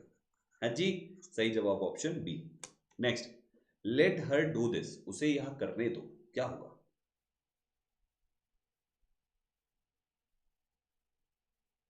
बताइए, कितना बेसिक सा है। लेट के बाद वाला जो है वही तो डूअर है, जो बगल वाले को करेगा, डू करने का काम हर का ही तो है, तो बाय हर तो होना ही चाहिए, जो इन दोनों में है। तो आपका ये और ये कैंसिल हो गया, इनमें से चुन लीजिए।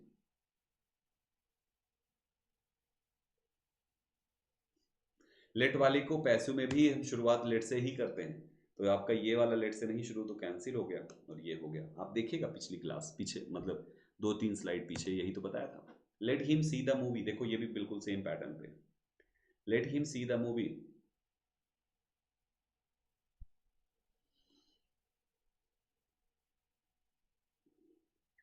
लेट के बाद सबसे पहले ऑब्जेक्ट लिखना है लेट। लेट वाले को लेट से ही शुरू करना है, जो लेट से शुरू नहीं है वो गलत हो गया। फिर लिखना है इधर वाला ऑब्जेक्ट द मूवी, जो कि इसमें नहीं है, तो आपका एक ही आंसर बचता है, ऑप्शन नंबर। नेक्स्ट क्वेश्चन है द रूम वॉज क्लीन्ड। ये आपके ऑलरेडी पैसिव वॉइस में है और हमें इसको बदल के एक्टिव वॉइस करना है। वॉज के साथ थर्ड फॉर्म तो पैसिव में ही आता है ना भैया, लेकिन कौन सा टेंस होता है? Past indefinite. याद आया? तो जब आप इसको पैसिव वॉइस से एक्टिव बनाओगे तो मेन वर्ब की सेकंड फॉर्म लगाओगे।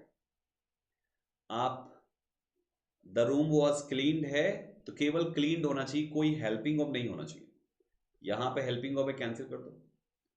अब आपके पास ऑप्शंस बच गए। पहला है the cleaner cleaned the room, I cleaned the room, someone cleaned the room. The room was cleaned, लेकिन किसने क्लीन किया वो नहीं पता है। तो जब पता ना हो तो उस केस में आप क्या चुन लेते हैं दोस्तों? अननोन हुआ ना, आपका डूअर अननोन हुआ, तो हम यहाँ पे समवन लिख देंगे, क्योंकि रूम पता नहीं किसने साफ किया, मम्मी ने किया है, पता नहीं किसने किया, तो someone cleaned the room. Clear हुआ? अगला है where were they playing the cricket match, क्या होना चाहिए? एक्टिव वाइस है क्योंकि वर है, सब्जेक्ट है, आईएनजी है। पैसिव वाइस बनाओगे तो वर बीइंग प्लेड होना चाहिए, वर बीइंग प्लेड या वॉज बीइंग प्लेड।